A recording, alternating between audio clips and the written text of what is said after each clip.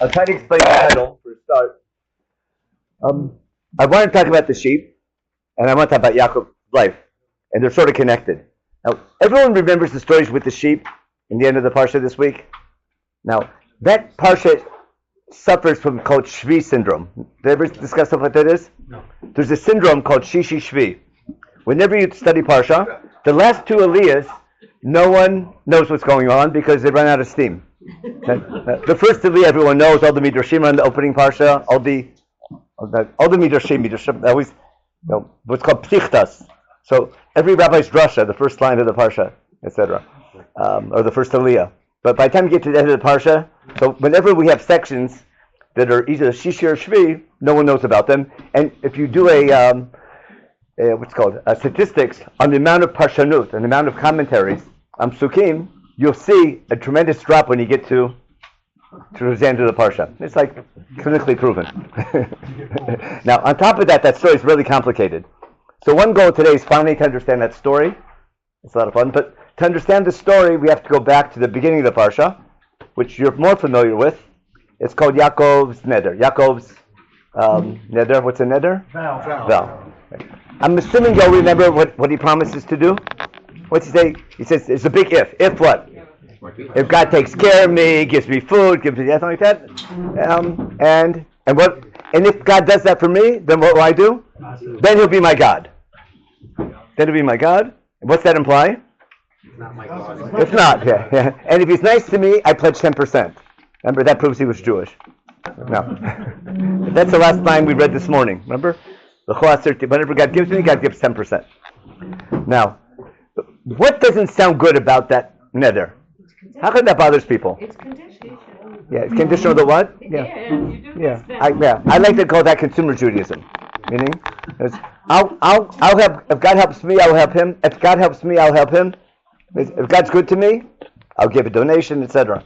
But it's the same thing with the blessings and curses that we do to God. Yeah, what did we say? God tells us, blessings and curses. If you do this, then this will happen. So if God tells us that, then we get to do that back to God. Yeah.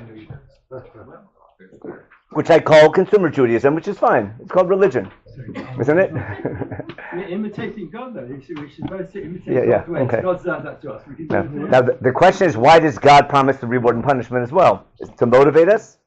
Or so I want to give two different models. You know what? I'll make up a rabbi story.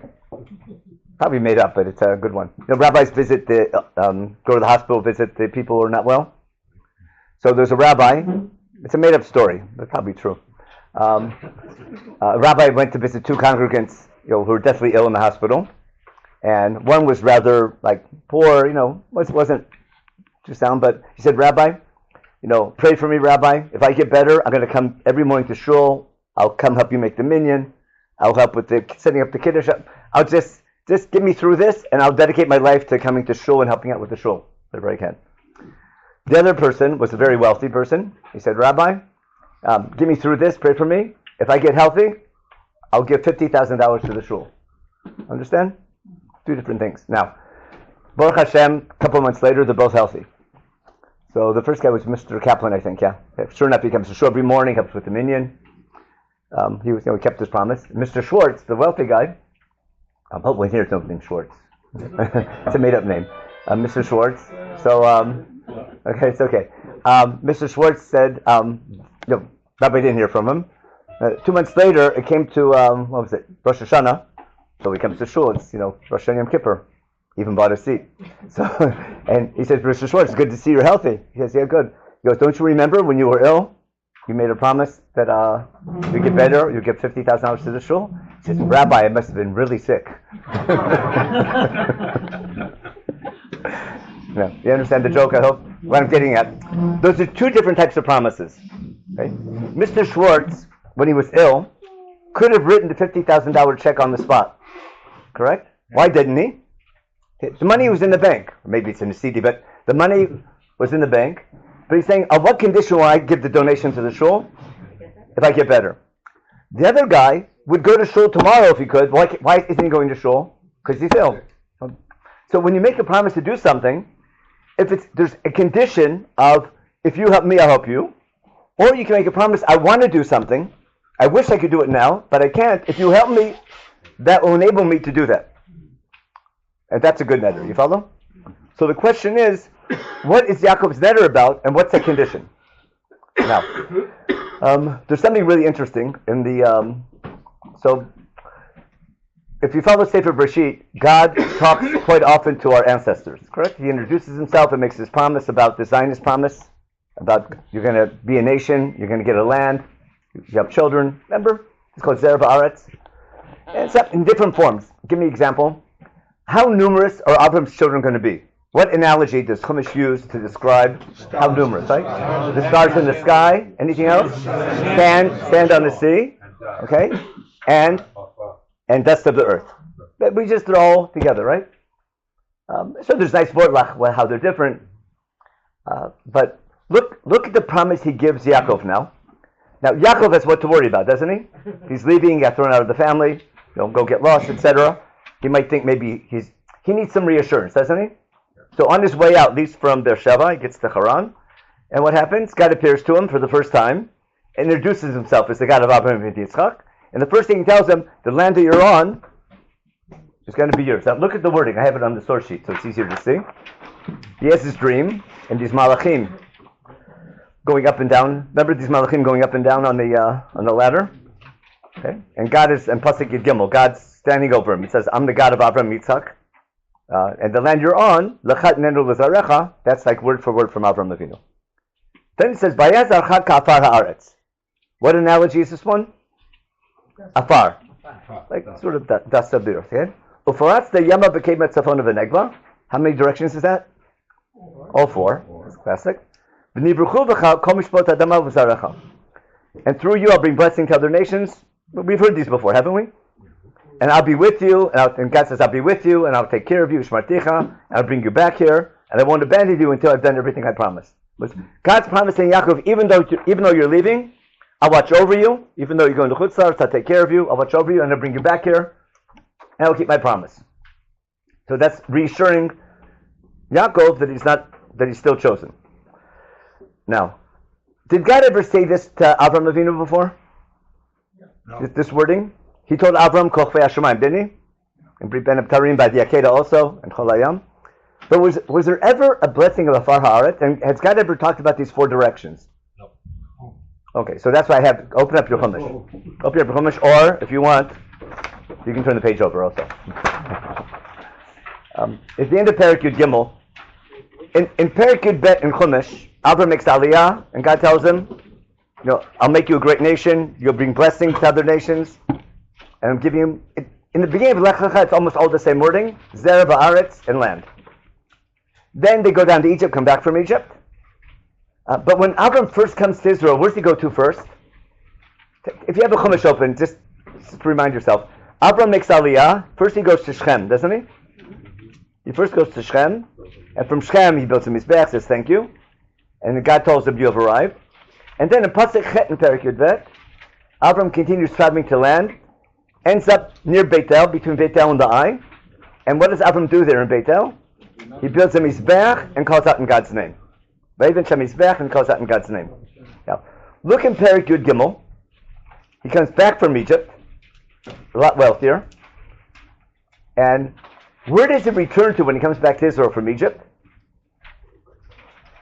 Where does he go to? What's it say? He goes back to Beitel, and look carefully at the place. Look in Pasuk Gimel. And Avram comes to the Makom where he was beforehand in Beitel, to Makom HaMizbeach, and what does he do there in Pasuk Dalet? He calls out in God's name. But pay attention to the word Makom. It's a really good place. In Perek Yud Gimel, Pasuk Gimel and Dalet. I'll just read it out loud for if you don't remember. In Perek Yud Gimel, Pasuk Gimel.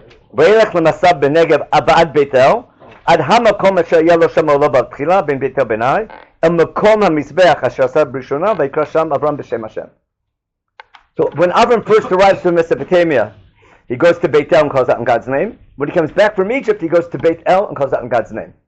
Now from what you remember, who named the city Beit El? Because I heard, when I learned geography, I learned it was called Luz. Remember that? It's called luz. Who named it Beitel? If you want to, someone publicly announced in Shul this morning that it used to be called luz, but Yaakov named it Beitel. So what was Avram doing there? Did Avram know it was called Beitel? When Avram was there, it was luz. Maybe it wasn't. But now, why does Chumash tell us it's Beitel? When Avram was there, how does Avram know it's Beitel? He doesn't. Who knows it's Beitel? Chumash. The omniscient narrator of Chumash. What's the omniscient narrator of Chumash telling us? When Avram first came to Israel, the place where he built his Mizbeach later becomes a place where Yaakov has his dream. Do you understand what Chumash is doing? What Chumash is telling you now, how does Chazal tell us? Okay. How come Yaakov gets up in the middle of the night? He says, "Oh my gosh, Zaidi was here. I had no idea." Remember? And now, how do you know Zaidi was? Maybe he read Chumash. But what Chazal are doing, they're realizing that when Chumash calls the place Beitel in the life of Avram Avinu, it's forecasting what's going to happen later with Yaakov. Now, the word Makom was key. But keep that in mind. Now, in Perek Yud Gimel Lot leaves, he splits. Avram is worried, now he's all alone. Now on the source sheet, on the back page, something messed up on the bottom sort of messed up there. Hashem reassuring Avram after Lot leaves, but it breaks this to parts. See that? In Perek Yud Gimel Yud Vayashem Amar al Avram, Achrei hiparot lo mimo, Sana inecha urei min hamakom asher tasham tzafona v'negba kedma v'yama. Okay, see it? Now it's in Beitel, in this makom, the makom ha-mizbech of Avram in Beitel, God tells Avram Avinu, look from this place in all four directions. Why? There's a song they sing this. Zionists sing this nowadays. Ki et kol ha'aretz asher ata ro'eh l'chadnenu l'zarcha olam. Anyone know that song? Ki et kol ha'aretz. It's a famous song. Ask the youngest. Okay, now, so you're going to get this land. Okay, v'samti et zarcha ka'afar ha'aretz. Got it? Then Kumi telech ba'aretz, and Avram goes to Elon Moreh. Understand? That's a unique blessing to Avram Avinu in Beitel, with what two phrases? Afar ha'aretz and all four directions. We never have that again in Avram's life, and never with Yitzchak. So there's only one more time we have Afar ha'aretz in all four directions. Where's that? With Yaakov. Means the two blessings are connected. Everywhere else it's Kochvei HaShamayim. Now, the word afar, of all three analogies, afar is the lowest, isn't it? I mean, it's good for maybe if you're a snake or a nachash, you might like it. You might even, might provide you with meals. You know what I'm talking about? Remember the nachash gets what? Cholayam is also not very. Oh yeah, but if it's relaxing. But if I have to choose between all three. Afar is the bottom. It's the bottom analogy, isn't it? Kochvei HaShamayim is beautiful. Cholayam depends which beach, but okay. Pamachim goes. Okay. We come from afar. What? We come from afar. Return to afar. Who came from afar? Us. Where does it say that? Oh, you're right. In Breshit, what's it say? Vayitzer Hashem Elokim et Adam afar min Adama. And Rashi has this big question: where did God get the afar from? Remember Rashi's question? Rashi has a big question. Where did God get that dust from? So he brings two opinions. Anyone remember the two opinions Rashi brings? One was from four corners of the earth. The other was Makom HaMizbeach. You can check out Rashi later. You catching on the Chazal? He's quoting Chazal, the Midrash. What's the Midrash doing? He's connecting the story of creation with what? With God picking Avram Avinu. Because Breshit is a book about our chosenness. And when Chumash tells the story of creation and how God created, it's all building up for us to understand the purpose of our chosenness. It's not just a Sefer Chazal. They call the book Sefer HaYitzirah. Don't they call that Bereshit is Sefer HaYitzirah? What's being created? Technically, the universe. Specifically, a nation serving God. And I need the stories of creation to appreciate our chosenness. And therefore, there's something that's very basic about this idea of Makom HaMizbeach and reaching out in four directions. Now, because it's early, I'll just spill the beans on that now, and then we'll get to this year. The idea of Makom HaMizbeach is going to end up becoming, Yaakov is there. Yaakov is going to make a promise not just to give 10%. What's he going to promise to do? He's going to build a house for God. When he calls it Beitel, he's not naming the city. He's giving he says what he wants to do there. This city isn't called Beit El. Beit El is the name of the shul. You know shul's name Bethel? Okay. It's a good name for a shul, isn't it? Yeah. Before there's a breakaway. The breakaway shul is called Abasachim usually.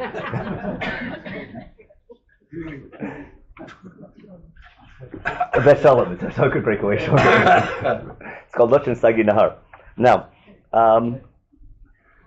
so the danger of a shul, what's the danger of a temple? A temple is wonderful because it's a house for God. But if God has a house, what's bad about that? What might be bad about that?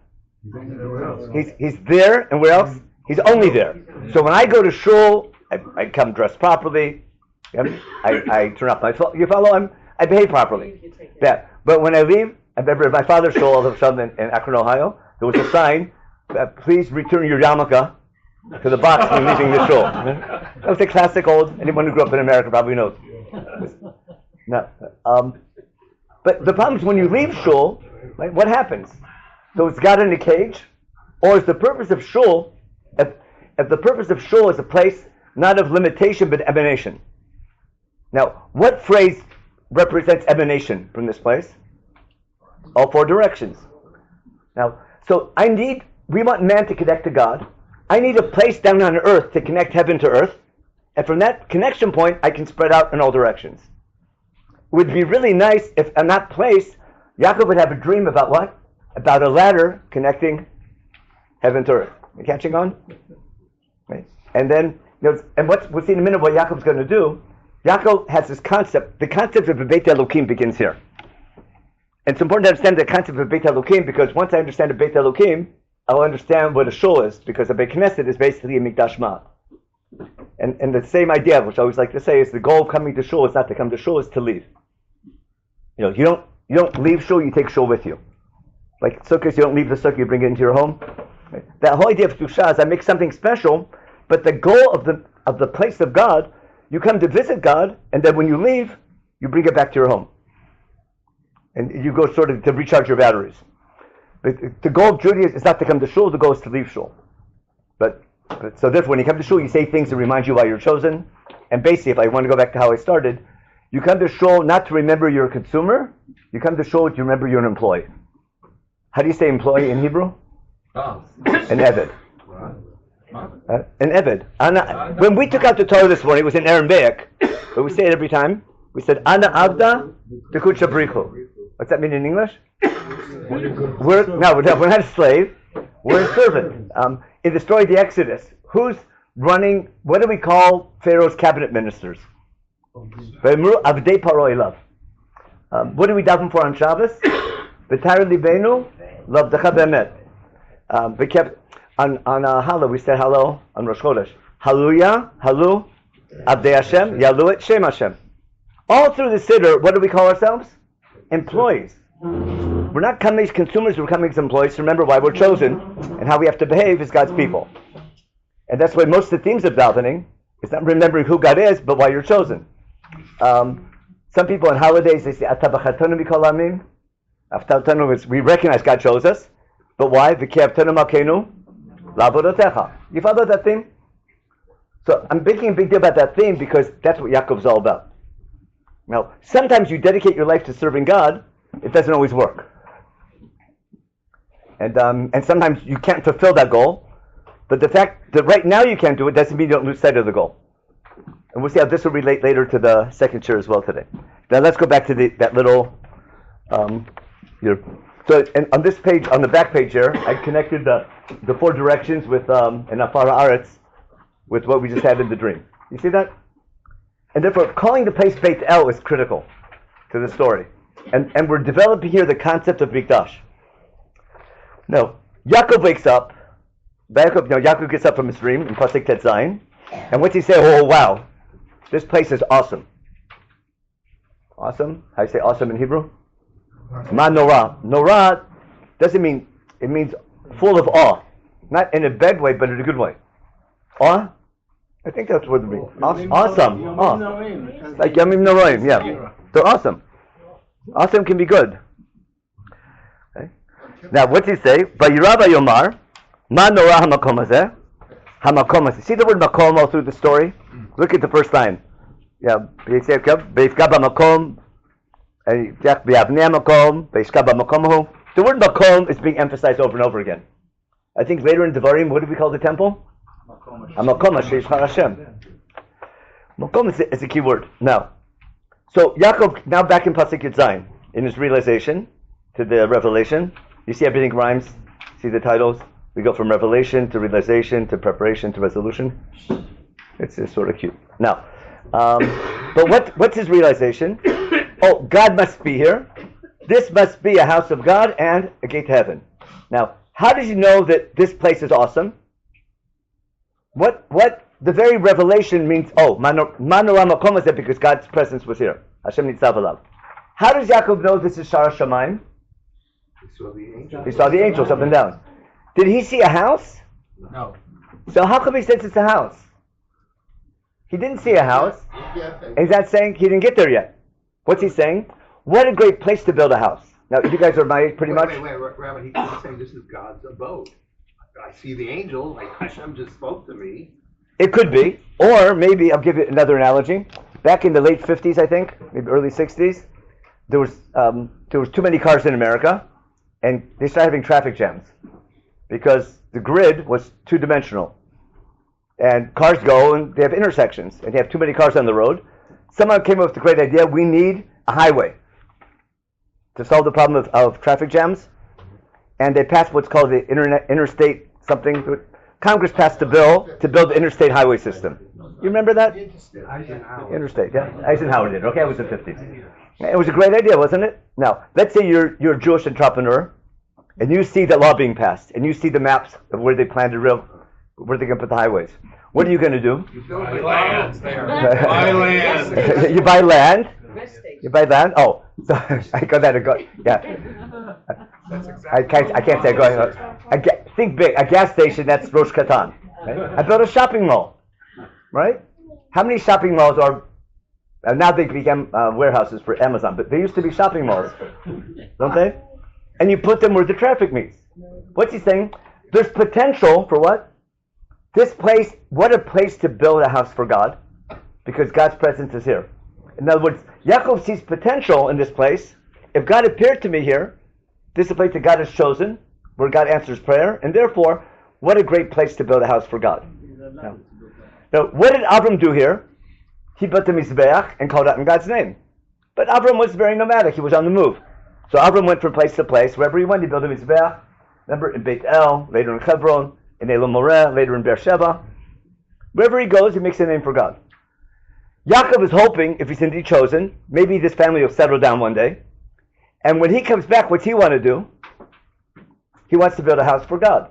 Now, if it's so important for him to build a house for God and call in God's name, why doesn't he do it right now? He's running away. Because he can't. He wishes he could, but it's he's what's called sabrochen. His life broke. He's broke. He's broke mamish. Remember, he comes empty-handed. Ask Lavan. Remember, he checked him out. Nothing there. Not even a credit card. Nothing. Had it. He had a little oil, I think.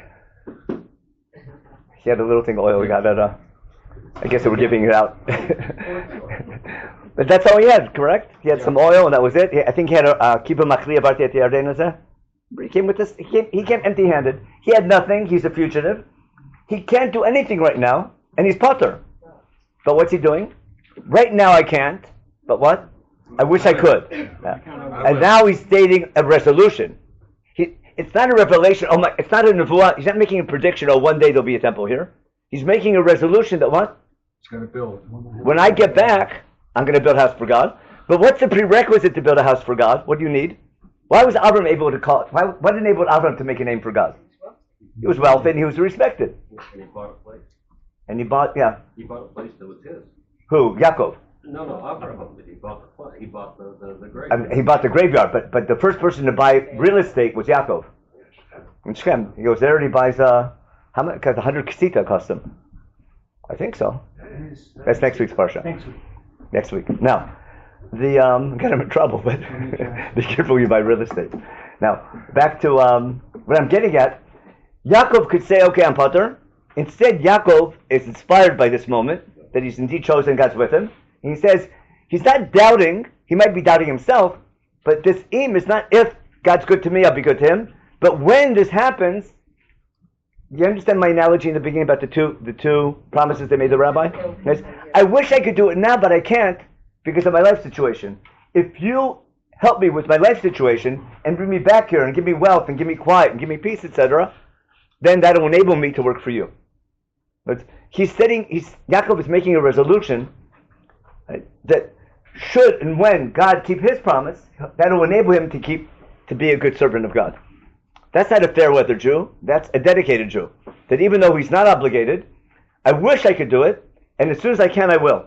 He's even being realistic, you'd say. Yeah. He's being realistic. That I can't do it. I can't do it unless you help me. You help me. Yeah. So that's why if we want to be in heaven, we might pray to God for health and wealth, etc., so that we can serve God better. Yeah. So why didn't he do it when he came back? That's the share. That's exactly that was did I plant that question? No, that's exactly why I gave this. That's the topic of the share today. Why doesn't he fulfill his neder? Because what should he do when he comes back? He should build a house for God. Now let's go back a step. Let's look at the neder again. What's he saying? See, the neder matches up his. See what God promised him in Pasuk Tedvav? I'll be with you. I'll take care of you. Rashi does this, but I'll just follow Rashi. Yaakov makes a neder. What's the im in Pasuk the Tanai? We'll take it a line at a time in Pasuk Chav. Question: Im, if God will be with me, what's that mean? Im yel elim imadi in Pasuk Chav on the page here. If God will be with me, what's that mean? He'll guard me wherever I go. He'll give me bread to eat, lechem l'chol beged l'bosh, and he'll bring me back home to my house. And then vayashem li l'elokim, is that already the promise, or is that the condition? You understand? Now we'll skip that for a minute. Then this Evan, which was guarding my head before, which I made now a matzeba, I put it as a monument to remember the spot, and I put oil on it, it will become a Beit Elokim. That's not a prediction, that's a resolution. And any money he gives me, if I make a living, I pledge 10% to do what? To build the temple, maybe to keep it moving. Now, there's a big machloket between Rashi and Ramban, whether Vayashem li l'elokim is it part of the if or the then. Now, why doesn't it make it sense that Vayashem, then God will be my God? Now, if it's an if, that's a crazy if, isn't it? Like, of course he's God. Why can't it be a then? A then sounds like a fair weather Jew. Oh, if you help me, then he'll be my. If not, he won't be my God. Either way, it's difficult, and therefore every parshan has to deal with that.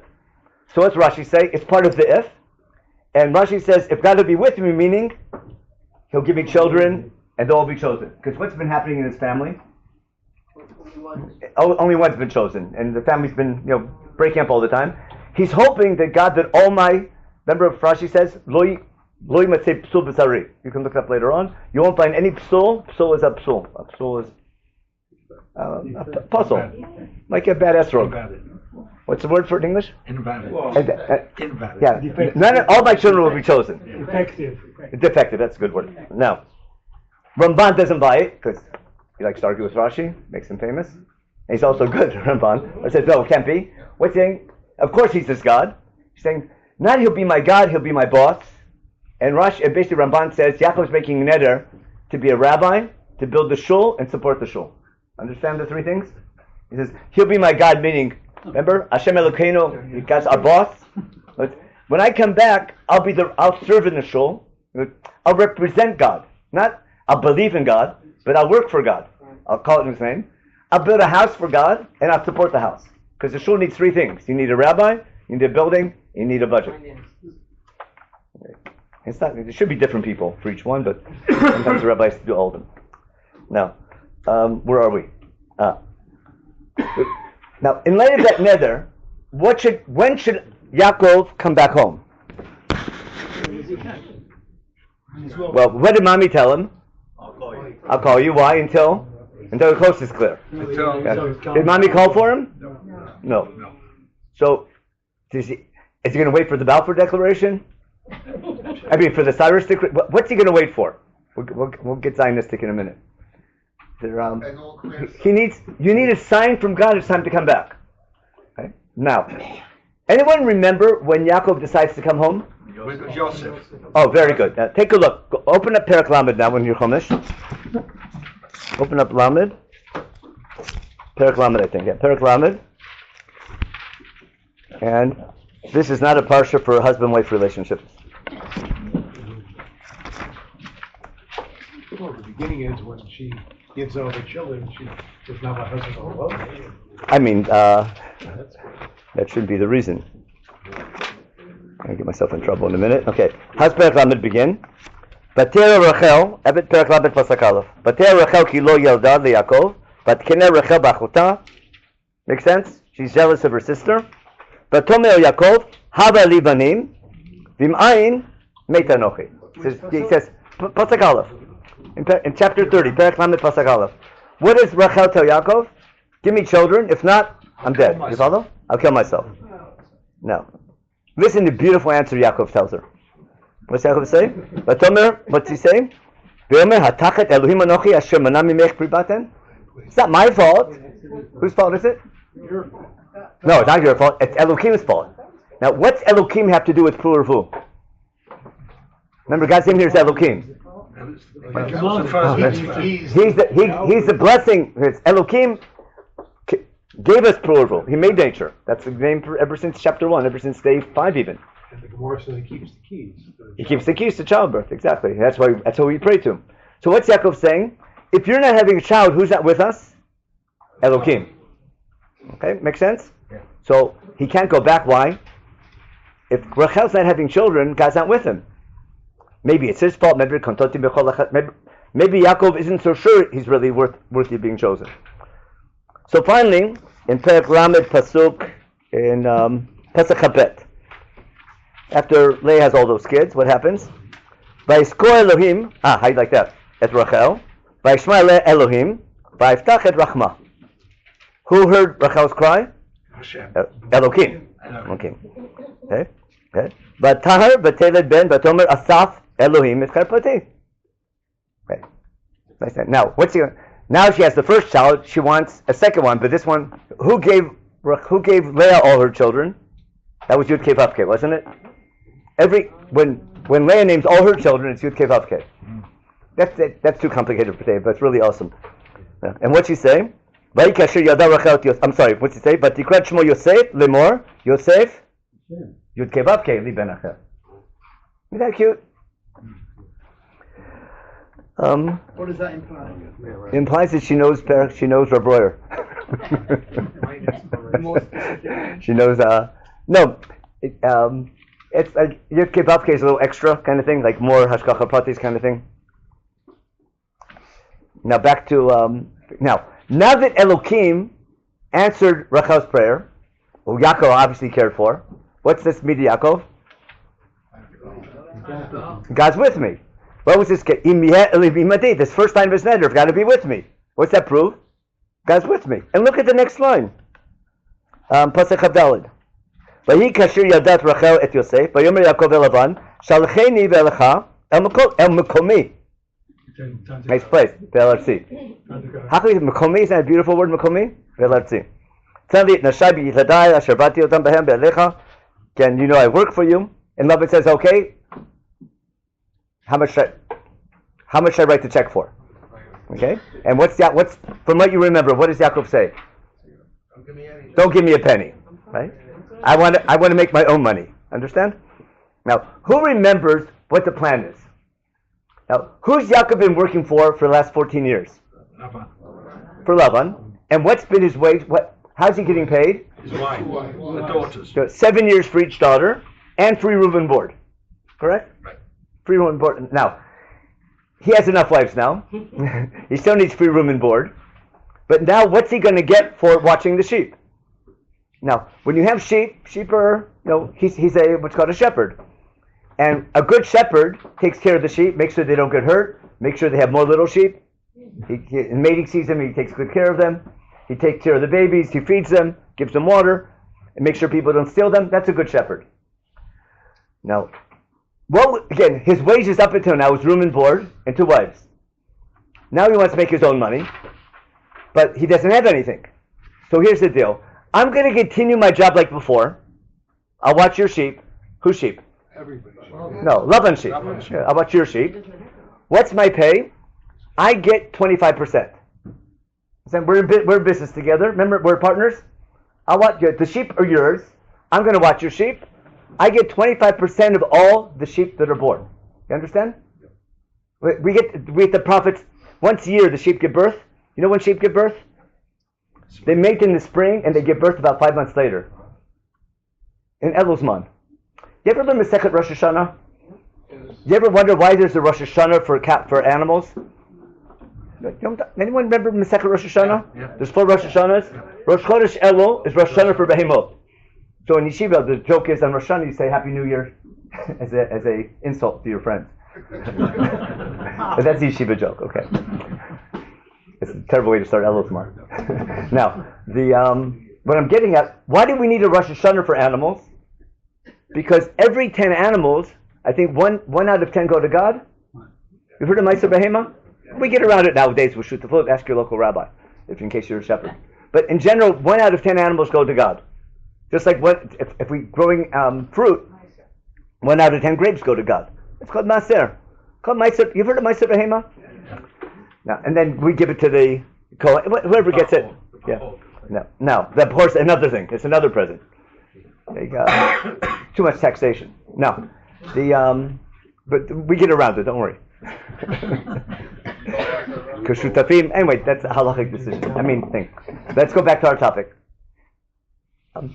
But when you divide up the money, how do you know what's yours? So what do you do with cattle? You ever see cattle being branded? You put your name on it, like when you treat them like animals, you can put numbers on things on it. But Yaakov doesn't trust Lavan. He's got a deal because he knows genetics. They both know genetics. Because white sheep is a dominant gene, and speckled sheep is a recessive gene. And this is why I brought on the source sheet. I did a little AI. I asked, quick look at sheep coat color genetics. This from an AI search. Okay. For a sheep to be spotted, right? So 2 parents have to be spotted. Got it? This also means that non-spotted sheep can be carrying spots, right? If they're crossed. Anyway, this means that once you have spotting, it's very easy to keep spotting. Spotted sheep crossed to spotted sheep must produce other spotted sheep. If I have 2 spotted sheep, all the babies will be spotted. How about white sheep? Here. Okay. In most domesticated sheep breeds, the gene for white is dominant over the gene for colored. And therefore, remember recessive? You know that in biology? Yeah. Now, if the white sheep is carrying a recessive gene, then, and 2 white sheep mate, then what's the chances of getting a speckled sheep? 1 in 4. 1 in 4. And that's the way things are. That's the way they've always been. So Yahweh has a great idea. Listen to the logic of it. What do? I'll watch all your sheep, all the sheep. From now on, at the end of the year, whenever the sheep give birth, all the speckled sheep are mine, all the white sheep are yours. What's the assumption? 75% will be white sheep, 25% will be Yaakov's. And what's Yaakov going to do with the speckled sheep now? Now, the speckled sheep are always mine, and they'll keep mating with each other. And therefore, when you come to visit me, all the white sheep are yours, right? And all the speckled sheep are mine, and we don't have any problems with. Isn't that a great idea? Yeah. It's a genius, and Laban loves the idea. Now, again, what sheep belong to Laban? White sheep. And what are they going to be called? Black sheep. Son Laban. No, there's wordplay here. You'll see in a minute. It's not a white lie. Listen, you'll see the wordplay in a minute. The Son Laban belong to Laban. Okay, the speckled sheep will belong to Yaakov. Now, but before the deal begins, not all the sheep are white. It's Laban's sheep, but Laban has speckled sheep. So what's Laban going to do first? Laban's going to take all the sheep, to take all the speckled sheep that are there now, and give them to who? Son. Whose kids? His kid. To Laban's kids, but keep a distance, a 3-day distance. So Laban's kids will be in one neighborhood, got it? Watching their speckled sheep. Yaakov's going to watch all Laban's white sheep. He's been doing that for years. And from now on, any new speckled sheep will belong to Yaakov. And it's a win-win, isn't it? Because every year the speckled sheep make more and more, but the white sheep even more and more. So it's going to be a win-win. I love it. What? It's a win-win for everybody. And now, when should Yaakov go home? When he has enough speckled sheep to leave and go home, and he'll leave plenty. Laban had plenty of white sheep of his own. Make sense? Yeah. And the old speckled sheep from before. Okay. What's Yaakov do? cheats. Cheats. By cheats by making it if I follow Webster, what? more speckled. No, it's when they do the mating, he does something. Right. He takes his twig, He's that twig. peels away. Wait, he's doing something so the recessive gene becomes more dominant. Right. Whatever he does, and it works. How he knows, we'll see later who did it for him. But he's got this chop. And what's happening? If more speckled sheep are born than 25%, instead of 25 speckled, let's say 70, 80% are speckled, and the speckled are always his, and they get more and more, and the white sheep are barely growing. So whose stock is going to go up? Livestock. Yaakov's livestock will go up, and Laban's going to be way behind. You follow? Bad investment, right? Now, when it happens over and over again, and it gets exponentially worse, who doesn't like it? Not just Laban, but Laban's kids. Why? Because we got Jude by this. You know that word in the Webster dictionary. Unfortunately, it's still it's in Webster. When you get ripped off in business, they use a 3-letter word, which is a terrible. But there's reason for it. Now, what happened? They get angry and they want their sheep back. What's the easiest way to get their sheep back? Force. The easier way, just kill Yaakov. Yeah. Then who do the sheep belong to? Them. To Rachel and Leah, but that's their family. And they're not going to go anywhere. And men run the show. Understand? And that's it. And therefore Yaakov realizes that. He sees on their face they're not the same. And what's he decide to do? Leave. To leave, to run away. Understand what happened? You want to read the story inside now? Okay, we'll go to, where is it now? In Perek Lamed. Perek Lamed. Yeah, we have a couple of minutes, we can do it. And then we'll see why he doesn't come back. Okay, so he does the trick. Okay, now, starting from Pasuk Lamed Aleph. Okay? V'yimer ma ten lach, v'yimer Yaakov al titen li me'uma, in Perek Lamed, Pasuk Lamed Aleph. Why was it necessary for him to do the trick? He kept the deal the same way. He has a temple to build. He has kids. He got 12 kids, Jewish education for 12 kids. Boom. Babysitting, ma'on. There was no government, no Israeli government subsidizing everything. Okay. Okay. Okay. Okay. So Yaakov says, don't give me anything. Okay. Just do this. Let me continue. Ashuva be'eretz od chabesh more. I'll do the same maybe doing all along, but now instead of getting wives, I'm going to get fringe benefits. Okay. Evor na b'chotzon chayom. Haser misham koseh nukud v'tolo v'koseh chum b'kvasim. That's also a recessive gene. Brown sheep. It's also on the source sheet. V'tulu v'nukud b'izim b'yas chorim. Got it? So now first, let's get rid of all the speckled ones that are there now, and you take them. Got it? If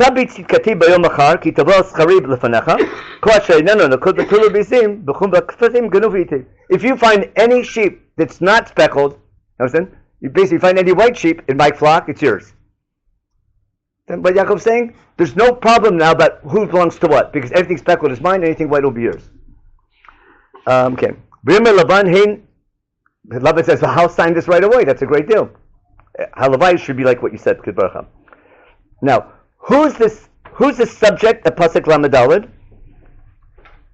Laban, right? Laban says, Hein, now, there's a big argument in Parshanim, who's the subject of the next sentence? Vayatzer bayomahu et ha'tiyashim ha'kudim batluim v'et kol ezim v'ankulot batlot asher Laban bo v'chohu v'akfasim v'itein bi'ad banav. Is that Yaakov or Laban?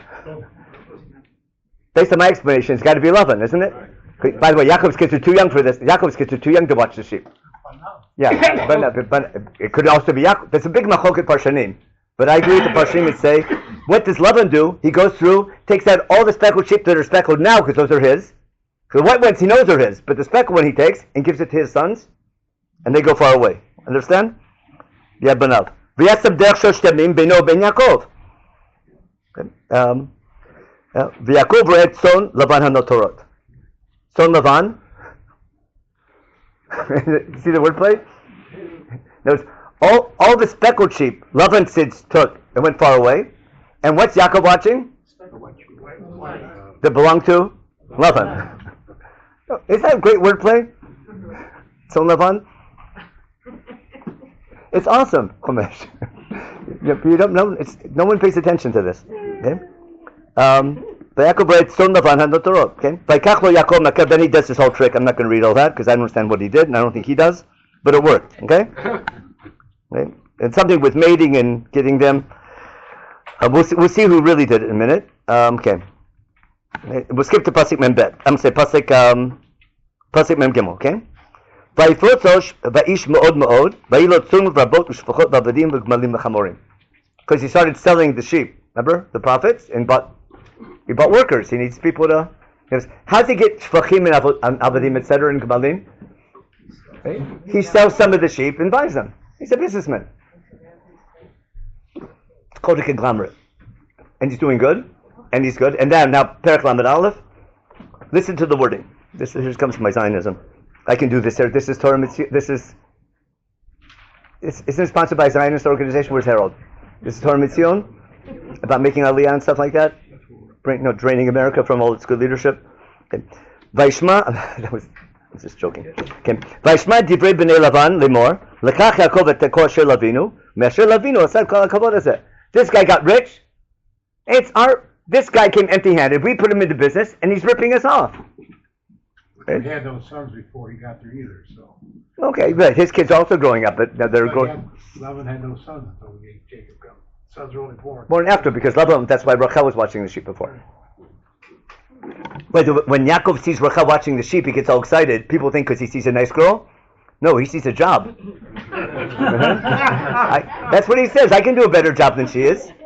And he proves it by lifting up the rock. You thought it was a love story. Forget it. It's all about money. Okay.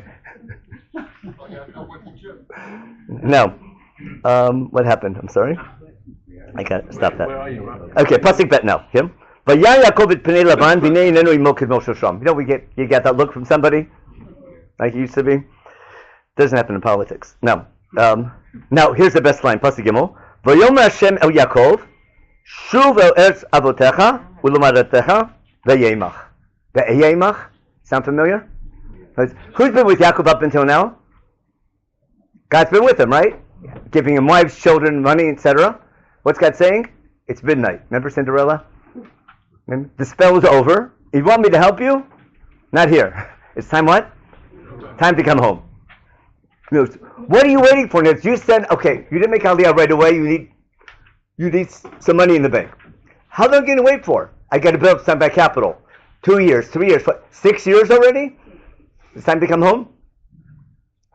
Now, how did God tell this to Yaakov? In a dream. We only found out about the dream later on because he has to convince his wives to come with him, doesn't he? Now, how does he convince his wives? God came to me in a dream. Let's jump a little bit because we're going to run out of time in a minute. Jump to when he talks to his wives. In Pasuk Yud, right? Vahi Beit Yecha Matzon V'Sainai. Not V'Sainai. Nice song. Ve'ereb Chalom. Remember God told Sainai Necha back to Avram. So I'm watching the sheep. Now I used to be a Yeshiva Boker. When he was a Yeshiva Boker, what was he dreaming about? Angels going up and down. Now he's a businessman. What's he dreaming about? Sheep. The market going up and down. The word stock comes from livestock. Don't you know that? Livestock it's the same idea. Got it? He sees malachim, but talking about not angels, about sheep. Again. Urei kol tudim olim alatzon hakudim lukim berudim ki reitet kol asher lavan oselach anochi el beitel asher mashachta shem matzeva asher natat li shem neder batal kum tzei min haaretz hazot v'shuv eretz maladotecha. God is showing Yaakov in a dream, that wasn't you, that was me. Why were you so successful in business? Why did your baiting trick work? I was playing with I was a genetic expert at you. I was messing with nature in a hidden way. But I was with you. Okay? But now the spell is over. It's time to come home. Now, there's 2 ways that God tells Yaakov to come home. In a prophetic dream. And how else? What other tool does God use? I call it anti-Semitism, if I want to be mean. Being angry. That was what gave Yaakov the message. That's why, see the wordplay? Yaakov sees that Laban's not the same face anymore. He's being accused by Laban's sons. You took all of our money. It's not safe anymore. It's time to go back home. Time to make Aliyah. And God tells him in a dream. Do you see how the two go together? That's a big question. How does God talk to us when the Gestapo's come back, and if it was a Zionist organization, I'd play that up a little bit. But you guys all made that decision, most of you. Actually, and some people, be careful, some people are visiting just for Thanksgiving, so I have to be careful. I can't be so mean. Okay, it's okay. But you see how God talks to Am Yisrael through, it's a pattern here for history. Now comes your question. Yaakov comes back home. Is it safe or not? Because Rivka never sent anybody. What did Chazal say? She sent Devorah. How do we know? Because Devorah's with Yaakov when he comes back. What's she doing there? How come Devorah's nursing mother is there? No, Devorah Menachem Rivka. Yeah, no. That was her thing. That was her. Either way, he comes back. Is Esav over it or not? Well, he's on his way home, and guess what? Esav's out to get him. Now, is he out to beat him and be friends, or is he out to kill him? You will never know. Yeah. It's such great metach, tension, where it could be Yaakov is just paranoid. He's never got over his youth. He's Jewish. Esav got over it a long time ago. Esav just wants to be friendly. I've come meet my brother. I haven't seen him in years. Give him a hug. See if he needs any help with the business or anything like that. I'll give you. It's dangerous here in Canaan. I'll give you an army guard. Remember? 41. Yeah. And Yaakov said, I don't need your help, but I'll catch up with you later on. Now, was Esav all the time just going to meet his brother? Or was he about to kill him, and at the last minute, God saves him? We'll never know. What does Yaakov think? He thinks he's about to get killed, right? I think he even davens, doesn't he? He davens, and he prepares for war, and he tries to make peace, and he tries to run away. He's planning every possibility. Yeah. There was another option. Yeah, Esav may have been out to show him, look, you took the birthright. Look how rich I am. Look So if you follow the blessings, what was the blessing that Yaakov stole? Not just you should be wealthy, because they both got wealth, didn't they? They both have. Yavdu chamim shabulumim. So how does Yaakov prove to Esav that you got the bracha? All of his children bow down to Esav. Understand? That's why everyone's bowing down to him. I didn't steal the bracha. What do you want from me? You got the bracha. Because his Yitzchak's kavanah was for you, not for me, and he proves it to him. Now, does Esav care about the future or about today? Today. So it's fine. The bracha came to Esav today. And therefore, as long as it's in Olam Hazeh, it's fine for Esav. Yaakov's worried about the future. That's his nether. What should he do when he comes home? He should go where? And do what? Build a house for God. Now, on the way to Beitel, where's the first stop? Where did Avram first stop? If you know your geography, when you come to Israel from the Gilad, he goes to Shechem first, like Avram did, then to Beitel, and then he should go to Hebron to his father. We'll go over that in a minute. Now, before they leave, there's just one of the most beautiful narratives in Chumash is the end of this week's parsha, when Lavan chases Yaakov. Remember the chase scene? Yeah. Lavan's about to kill the guy. Who saves him? God comes to Lavan in a dream and says, don't mess with him. Okay? Now, Lavan is not convinced that Yaakov is right. And in a second, I'll be careful. Lavan has a narrative, and he's sure that his narrative is right. Because from his point of view, this guy came empty-handed. I put him into business. Everything this guy has is mine. And he has the chutzpah to run away from me, not to kiss my children goodbye. What a bum. Lavan is sure he's right. And his narrative, Yaakov is a bum, a total bum, rotten. But what can he do? God, he's someone told him, some big president said don't. So he didn't, but he really wanted to. Okay, Yaakov gives his speech from his narrative. Yeah, he's been cheated from day one, left and right. He's been super good shepherd and gets ripped off all the time. And from Yaakov's point of view, his narrative is right. You have two people, each side are 100% sure their narrative is right, and they'll never convince the other. But they have to make peace with each other. What's the peace deal? Let's put up a monument, put up a border. We're here, you're there. A non-belligerence tract. Sounds familiar, doesn't it? But say the war is over. No. But we're not going to convince each other of our narratives. Who's going to decide that? It's the most beautiful line. We're not going to decide who's right and who's wrong. Who's going to decide that? Let the God of Nachor and the God of Avram argue it out. Remember that line? Yes. It's such a beautiful line. and such a great model for a peace plan. Then don't try to convince the other side your narrative is right. It's never going to work. Say, you have yours, I have mine. Let the moral issue, let our gods argue that out. We have our, because each one is sure that they're doing the right thing with their God, but that's not a reason to go to war with each other. Because you live with your narrative, with my narrative, but let's get along, no belligerence. You don't pass me. It's such a beautiful model for a peace solution. Unbelievable. Yeah. Unbelievable. It's all there, but I want to call it the Jacob Accord. It's much more practical than the Abraham Accord. Okay. Anyway, but I'm not going to politics. That's a little line. After my other Zionism, we have to finish up. Now, why doesn't Yaakov fulfill his nether? So I'll be mean now. Now, I was super right-wing up until now, I think. I'll be careful now. Yaakov would love to, but to build a house for God, what's he need to do? He needs to be wealthy. Remember, he's established his family. He can't build it as soon as he gets there. He's going to go to Beit and restate his nether. But he has to go say, I'm sure he goes first to his father and says hi. He doesn't wait to the end. He doesn't wait 3 years later.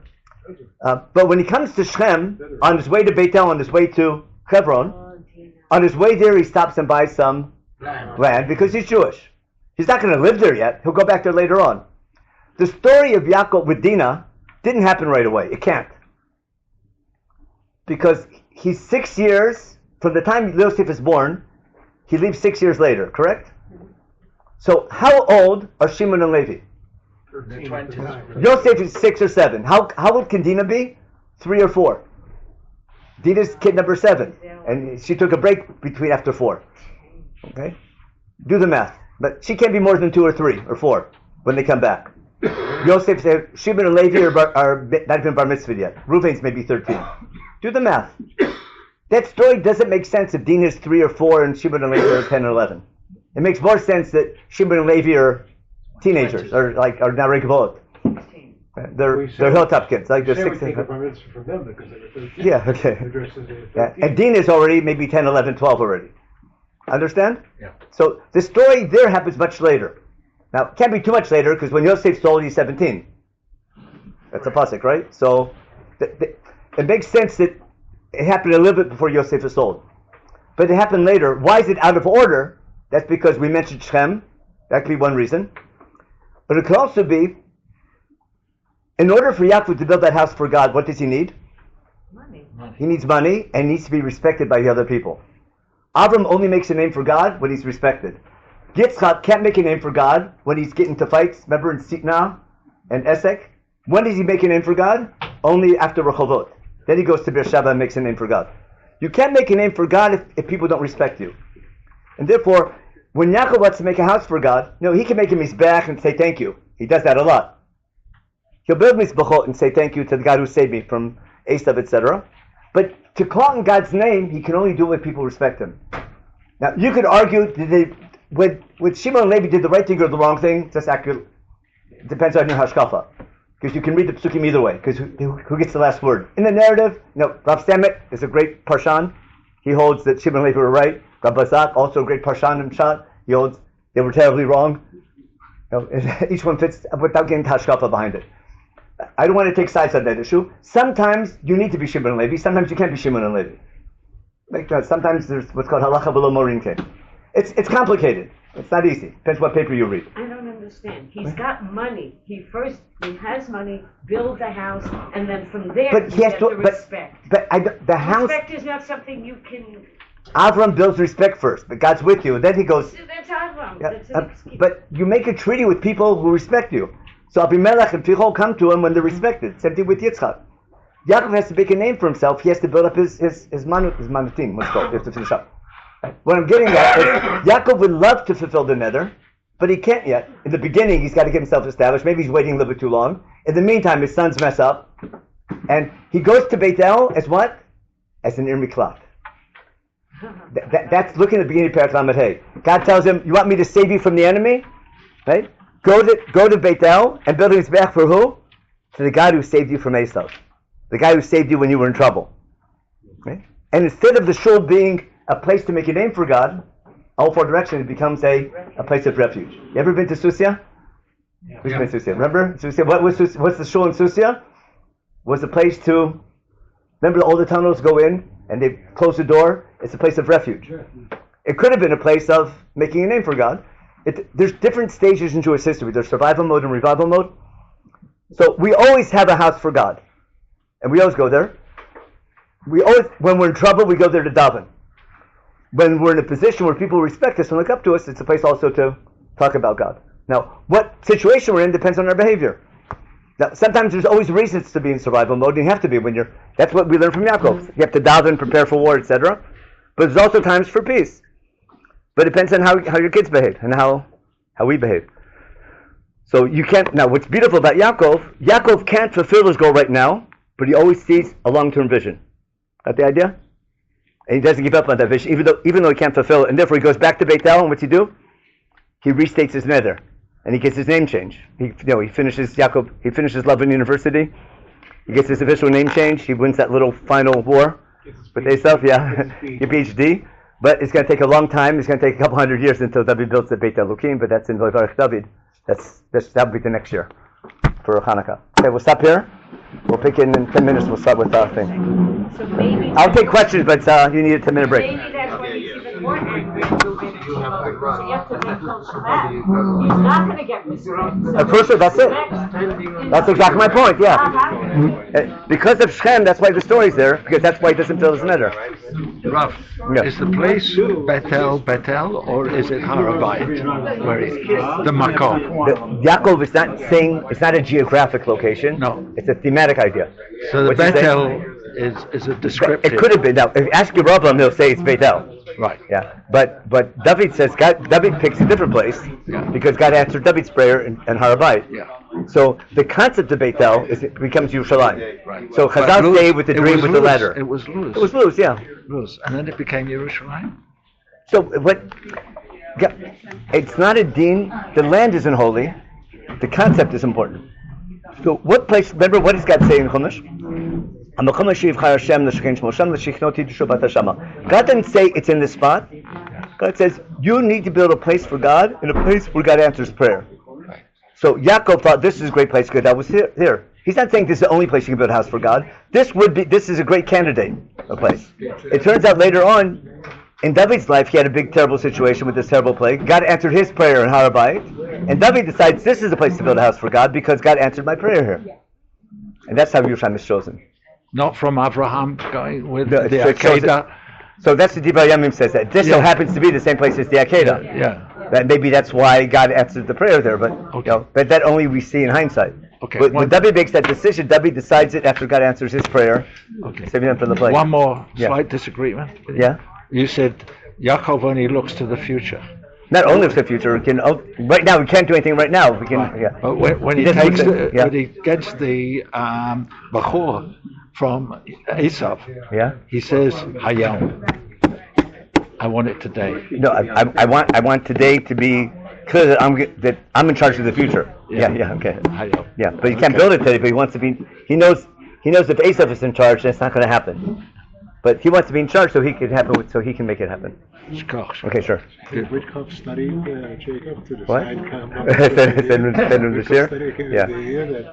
That was a brilliant idea. He said today they just copied the idea.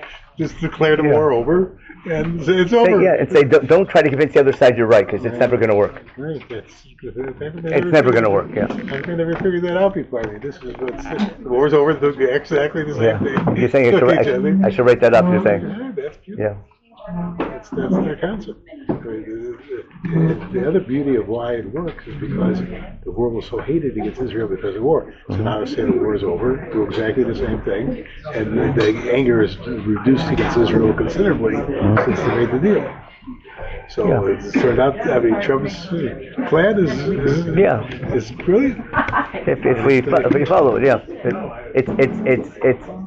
it's plausible, but you need two sides to, So it doesn't make any difference if they still keep on killing each other. There's no difference. If we say it's over, the war's over. Yeah, just say we won. They won. They both say they won, and it's finished. Let everyone say they won, and that's what you need. Good diplomacy is you sign a peace agreement where both sides say they won. Right. Yeah. Even though both of them lost. Yeah. We lost. And that's a trick of diplomacy. But he's in charge. We won't be Everything's on source sheet, but it's good to have it enough. But source sheet's enough. Yeah. Hi. How'd it go? Great.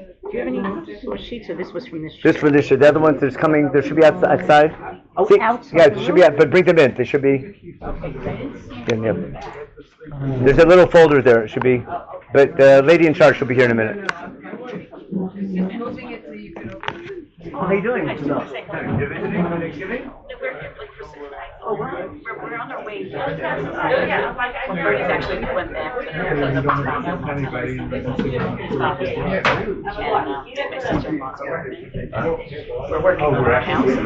All our children are here now. And where are you going to live? We have an apartment nearby. Where? Where everyone else is? No, we're a little bit further. But this is a great neighborhood. I'm in the Shire apartment. And for the moment, it serves our purpose. It's like green out on, so like the whole area is green out, yeah. Yeah, that's what makes me uncomfortable. Tip of the sheriff, like the sheriff. I couldn't say, I mean, green out can't give you such shit. I have to be careful. I have to tell you that I miss Jimmy Land down there. The two of us really get your jokes. Yeah. And it was fun laughing with him. You say a lot underneath. You do that to stay away.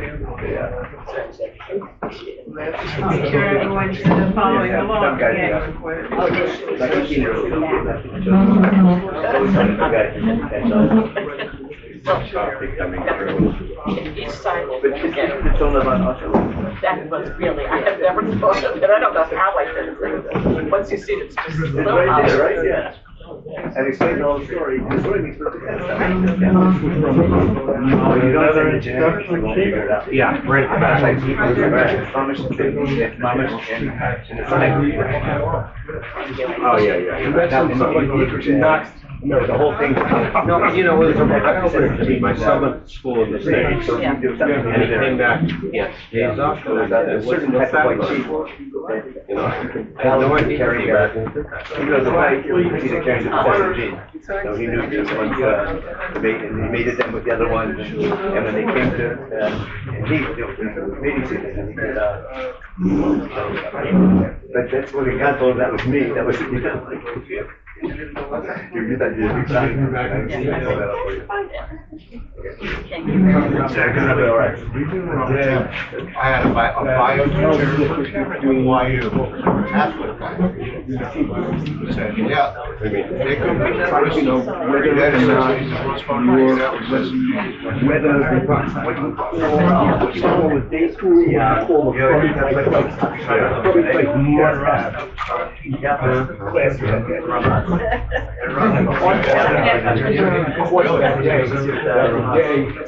when there was no to get to I know pick up some those are right. Yeah. Just once a week. I don't know anyone saying wow. What's your last name? So you see my class?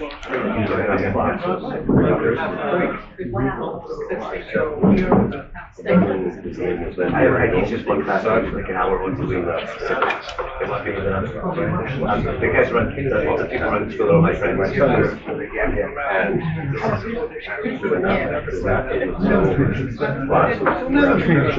And in the time allotted. Finish it. And everything. It's an resource. Yeah. What's your last name?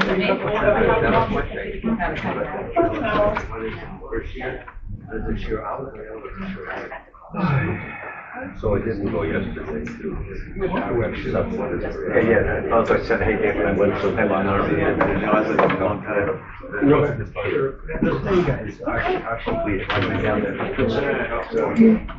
Last position was very good. Rabbi.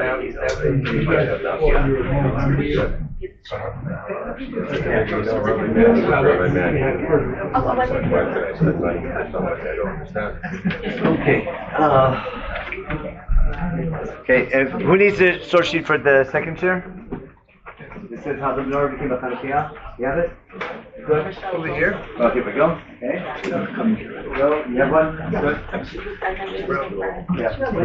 Yeah. I figured we don't know. That's all the fine print is because we don't have Hanukkah. My rule of thumb is always one piece of paper per. Yeah, donation. There was double-sided. Yeah, double-sided. Yeah, but this is smaller print. So we don't need to start anymore. It can't have it. No, how much you won't need? It can't hurt. We'll get all this done. Anyone else say? We're good? We're good. Okay, we'll give a minute. Okay. Now, how do we start? I don't know if this thing's still running. I guess it's still running. Another sheet? Here. Okay. We'll start shear 2 in 30 seconds. I'll get a drink of water. And we'll start. The first speaker went a little overtime. I should speak to him. Yeah. Any questions?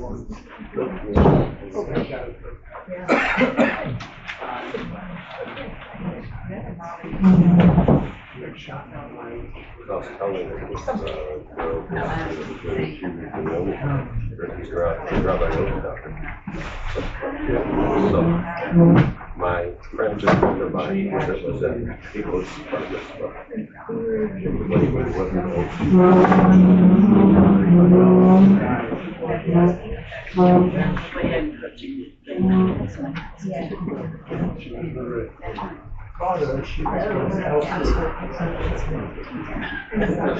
Where?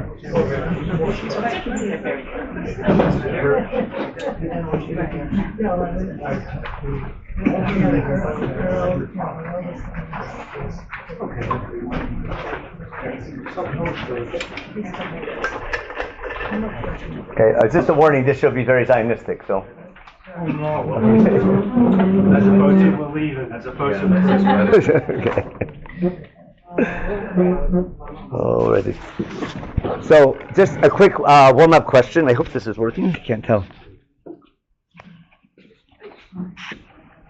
I guess so. It's the red light on. Okay, we're starting shear number 2. Whoever's the recording. What are we doing? Okay. Just one general question. Everyone's heard of Hanukkah, and there's 2 main things we do on Hanukkah. 2 main mitzvot, pretty much. Yeah. Donuts, okay, or basically something. Latkes, okay. That's to remember the miracle with the oil. There was enough oil for 1 latke. We put enough oil for 8 latkes in 1 latke. Yeah. We light candles. And exactly. And there are 2 different mitzvot. Lighting candles is to remember the miracle of the menorah, and Alanissim is about the military victory. Correct? That's all. Nothing new. Now, had there only been a military victory, and there would not have been the miracle with the menorah, would the holiday exist?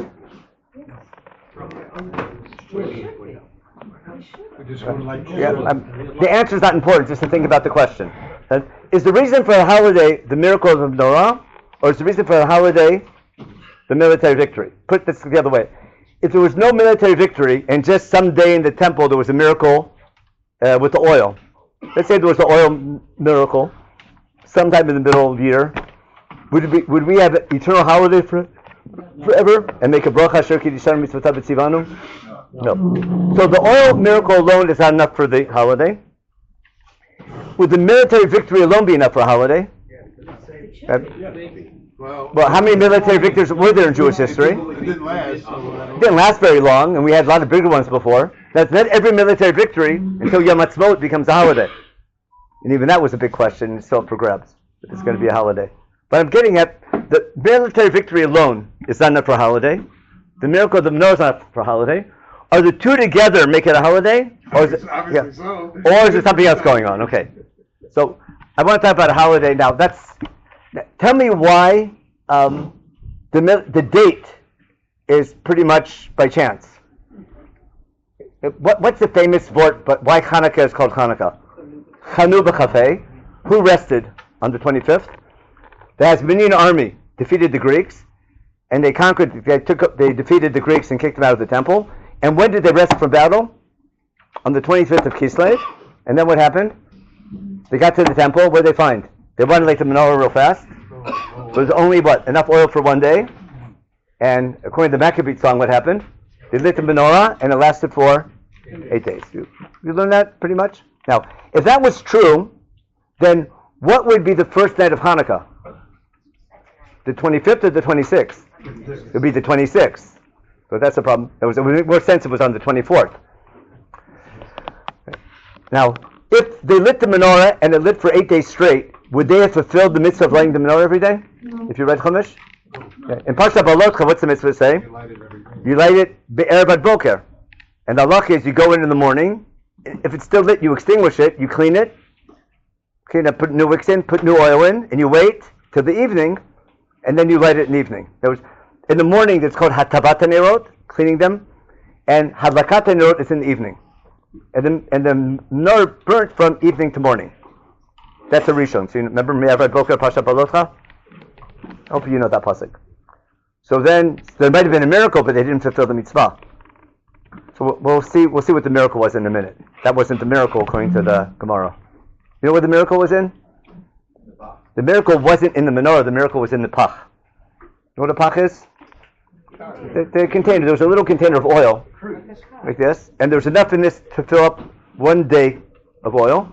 And they filled up the menorah, and the next day they were still there. And the next day, like that little medicine bottle that never finishes. Very almost the same miracle like Elisha. She had that little thing of oil, and what's really neat because when in a container that has oil, you really can't see how much is inside. It's not shakuf. Yeah. It's always or the toothpaste. It's always a little bit left over. You don't want to throw it out. Now, but again, the date seems to be very random. Now, a lot of you grew up not in Israel, and there's another holiday this time of year, which is also totally coincidental because he was born. Had he been born, had he been born on July 4th or something, to be. It would have been better for us. Vacations would be cheaper. Now, either way, but both dates seem to coincide. But it just so happens that Hanukkah and Christmas are the same time of year. Okay, so now we're going to see why. And they're both on the 25th. And they're both on the 25th in some way or other, yeah. Unless you're Greek Orthodox, which is Yeah. It has to do with the Julian reform and If you hold by December 4th for Tein Talamatar, then you keep it December 25th. Yeah. Wasn't the Mishkan finished on this day? According to the rabbis, yeah. The rabbis are assuming this date can't be by chance. Something must have happened. So in the beginning of Parsha Balotcha, it says what's called Aaron was very depressed when all these Nasim, remember the 12 Nasim, they're all being honored, and this poor rabbi is not getting any honor. And what's called Chashadat Aaron, like all the 12 Nasim, they bring these they donate these big kiddushes, don't they? Lots of meat, everything, lots of gold and silver, and every day is a special Nasi, and everyone gets honored. And this poor little rabbi, priest, is nothing. So God says, don't worry so much. Why? Yeah. One day you'll have your day. When? And it'll last forever. Yeah, it'll last forever. When? Yes. On your day, the temple will be, you'll dedicate the next temple, the second temple. And then you feel a lot better. Yeah. But the 25th of Kislev is when they started building the second temple. No, we're going to get to that now. It's close, yeah. We'll see that date now. What I want to show you now is the date of Hanukkah has a history behind it, a history from way before Hanukkah. Now, I'll frame this here. We're going to talk about Hanukkah before Hanukkah, during Second Temple, after the Hasmonean revolt, and Hanukkah after the temple is being destroyed. And then maybe in Hanukkah today it takes on a new meaning. Because is Hanukkah a secular holiday or a religious holiday? In Chutz La'aretz, it's a religious holiday, right? And the focus is on the menorah. It's going to be on straight line, exactly what time, and remember? And there's all the chumrah you have. In Israel, it's a secular holiday, isn't it? What? Donuts and there's parties, and I always claim we celebrate the Greek victory. Don't we? We don't learn Torah for a week. That was A. We play a game of chance. There's no hashgacha pratit, kodredo, and we have Maccabean games, which is Greek culture. But we eat donuts. And donuts, yeah. That's the oil miracle. All the oil doesn't hurt you. What? But we eat donuts. Okay, that's another. I guess that's more secular also.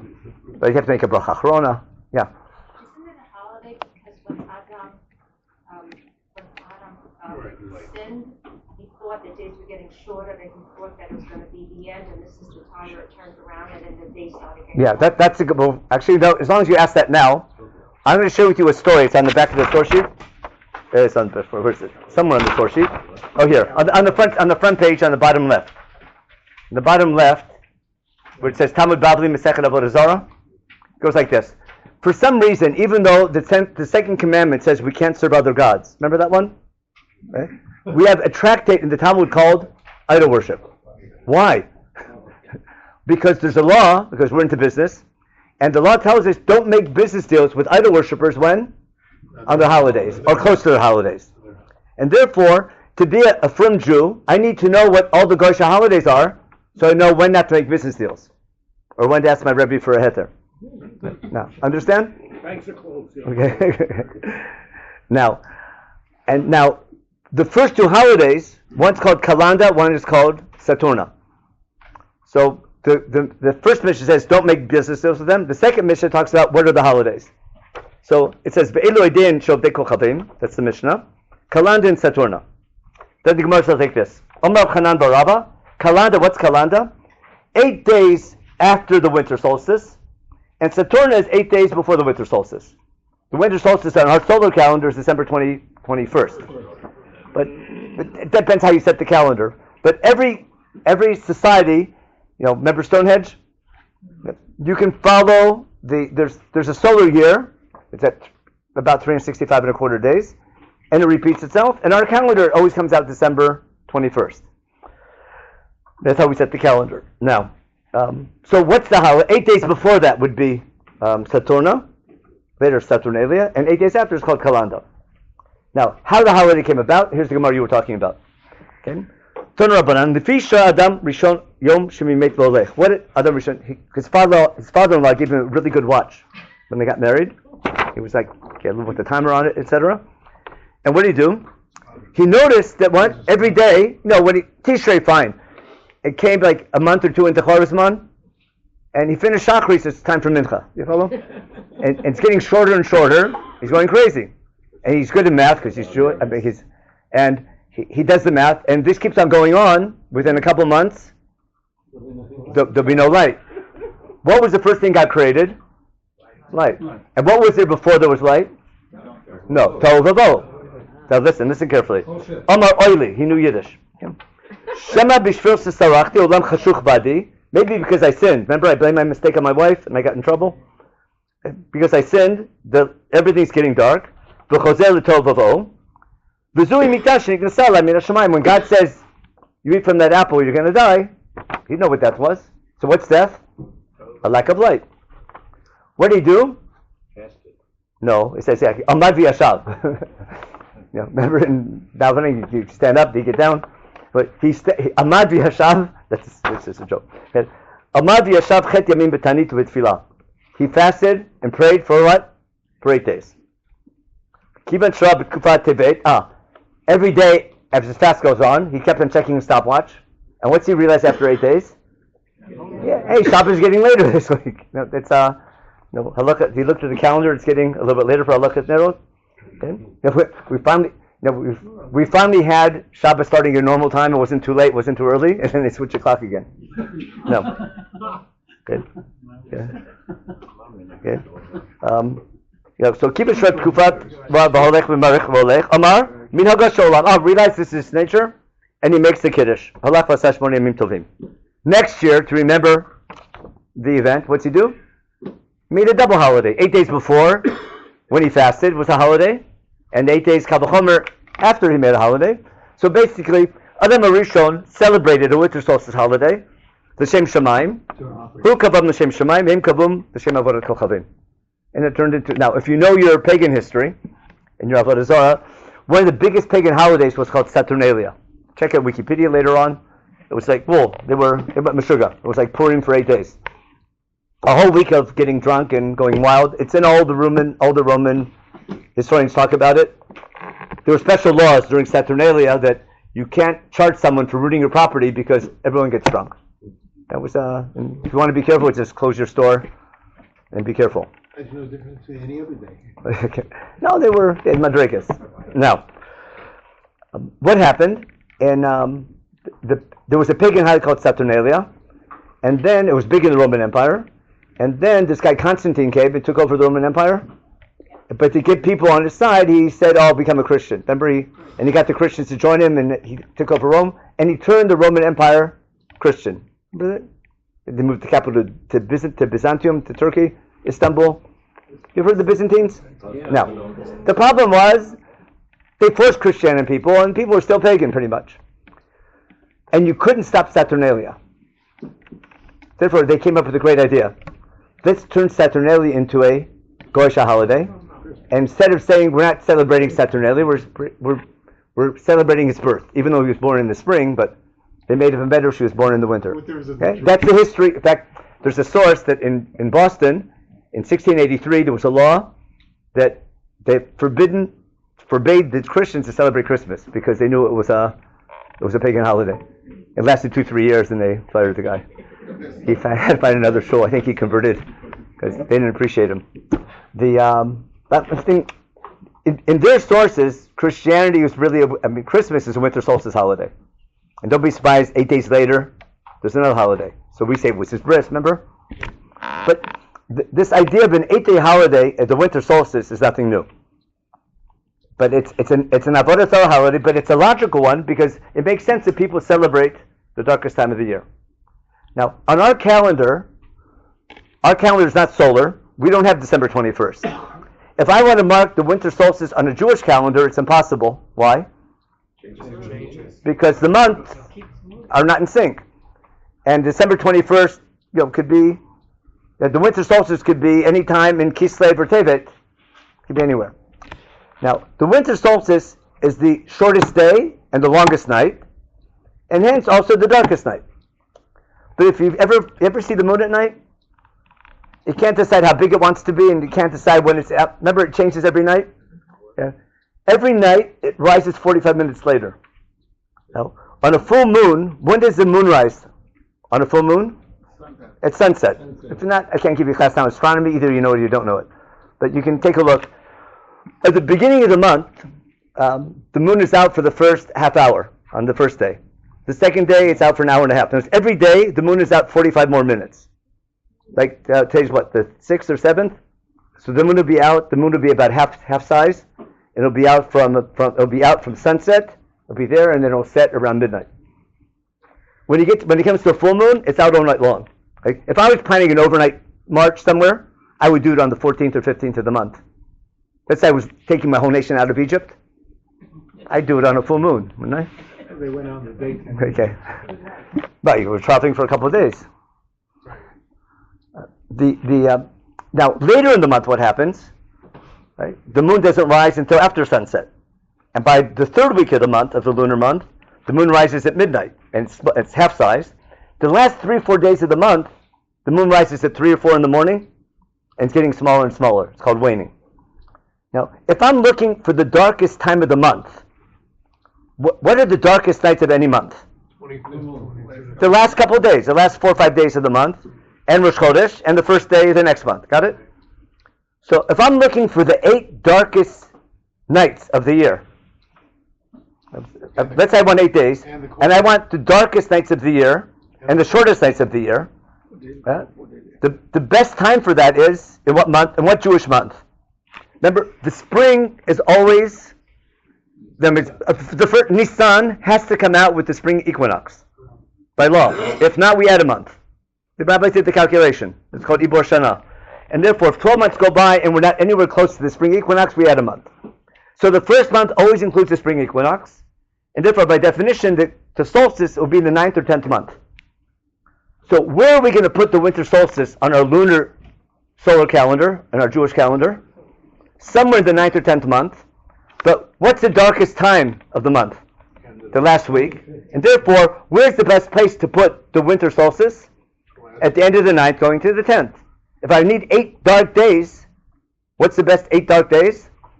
The last 6 days of one month, and the first 2 days of the next month, better known as Hanukkah. Now, it can't be by chance that the 8 nights of Hanukkah just happen to be what? The darkest nights of the year. And our solstice is way better than December 21st, because I can have a full moon on December 21st, and it can be light at night. If I'm looking for the darkest nights of a year, it's exactly the week of Hanukkah. And guess what custom we have? What do? How do you like that? What a coincidence. That can't be a coincidence, understand? What amazing. Now, what do other people do at that time of year? People get drunk and they go wild and go crazy. But it's classic. How do Jews deal with the darkest time of the year? You understand what we're getting at? I'm going back to Yaakov in the previous year. But when you're at a dark, depressing time, I can get drunk and just give up on things and just heck with everything. I could be like Asaph. Who cares about the future? Just give me my beer and give me that bowl of soup and leave me alone. Who cares about the future? Or I could be like Yaakov. I'm planning for the future, even though I can't fulfill it now. At times of darkness, I think about light. The Goyim also put out lights. But they do also a lot of light. I bet. On their bushes, on their trees outside. But that's not the pagan holiday. That's a Christian holiday. Christian holiday. I think there's some connection between Christianity and Judaism. I think they stole a lot of things from us. They stole our God, our Bible. But the tree is pagan. They had some extra gods, but they're The tree is pagan. The tree is pagan. Yeah, they put up a tree in the days of Yirmiyah. Yeah. They had lights on it. No, that's Asherah was always a big problem. It's a god of nature. Now, back to so that we're going to find in our Jewish history. We have our own history, and remember, this house for God was a big deal. For some reason, God decided at the end of the first temple period, the Jews are doing such a bad job of representing God, and they're misunderstanding their temple because they think they're consumers, and they're not behaving properly. Just read Yirmiyahu and Yeshayahu, etc. And God did what? No more temple. But it's not over. I'm sending you to rehab. Where? In Babylonia. But not forever. You're going to rehab for how long? 70 years. And who's in charge for the next 7 years? The Babylonians. I put them in charge. That's your punishment. That's what Yirmiyahu says. But after 7 years of Babylonian rule, what will happen? You will come back. You can come back if you want to. Yirmiyahu doesn't say you will come back. He says, I'll give you an opportunity to come back. If you don't want to, it's not going to work. Look for me and I'll be there for you. He says after 7 years, there'll be an opportunity to come back. After 70 years he says after 70 years, the Babylonian empire will fall. And when that falls, you'll have an opportunity to return. But you only come back if you want to come back. I'm not going to force you to come back. I'll give you an opportunity. And sure enough, once that opportunity happened, as we all know, who defeated the Persians? I gave it away. Who defeated the Babylonians, the Persians? Who was the first big Persian king? Koresh. Got it? And the famous Cyrus decrees in the British Museum, not only the Jews, but every ethnic group that was exiled either by the Babylonians or earlier by the Assyrians, who overall, now, the Persians took over the Babylonian Empire, which took over the Assyrian Empire, and all these ethnic groups had been exiled, but kept their old customs. In order to get these people to be good Persian citizens, he changed his policy and says, you know what?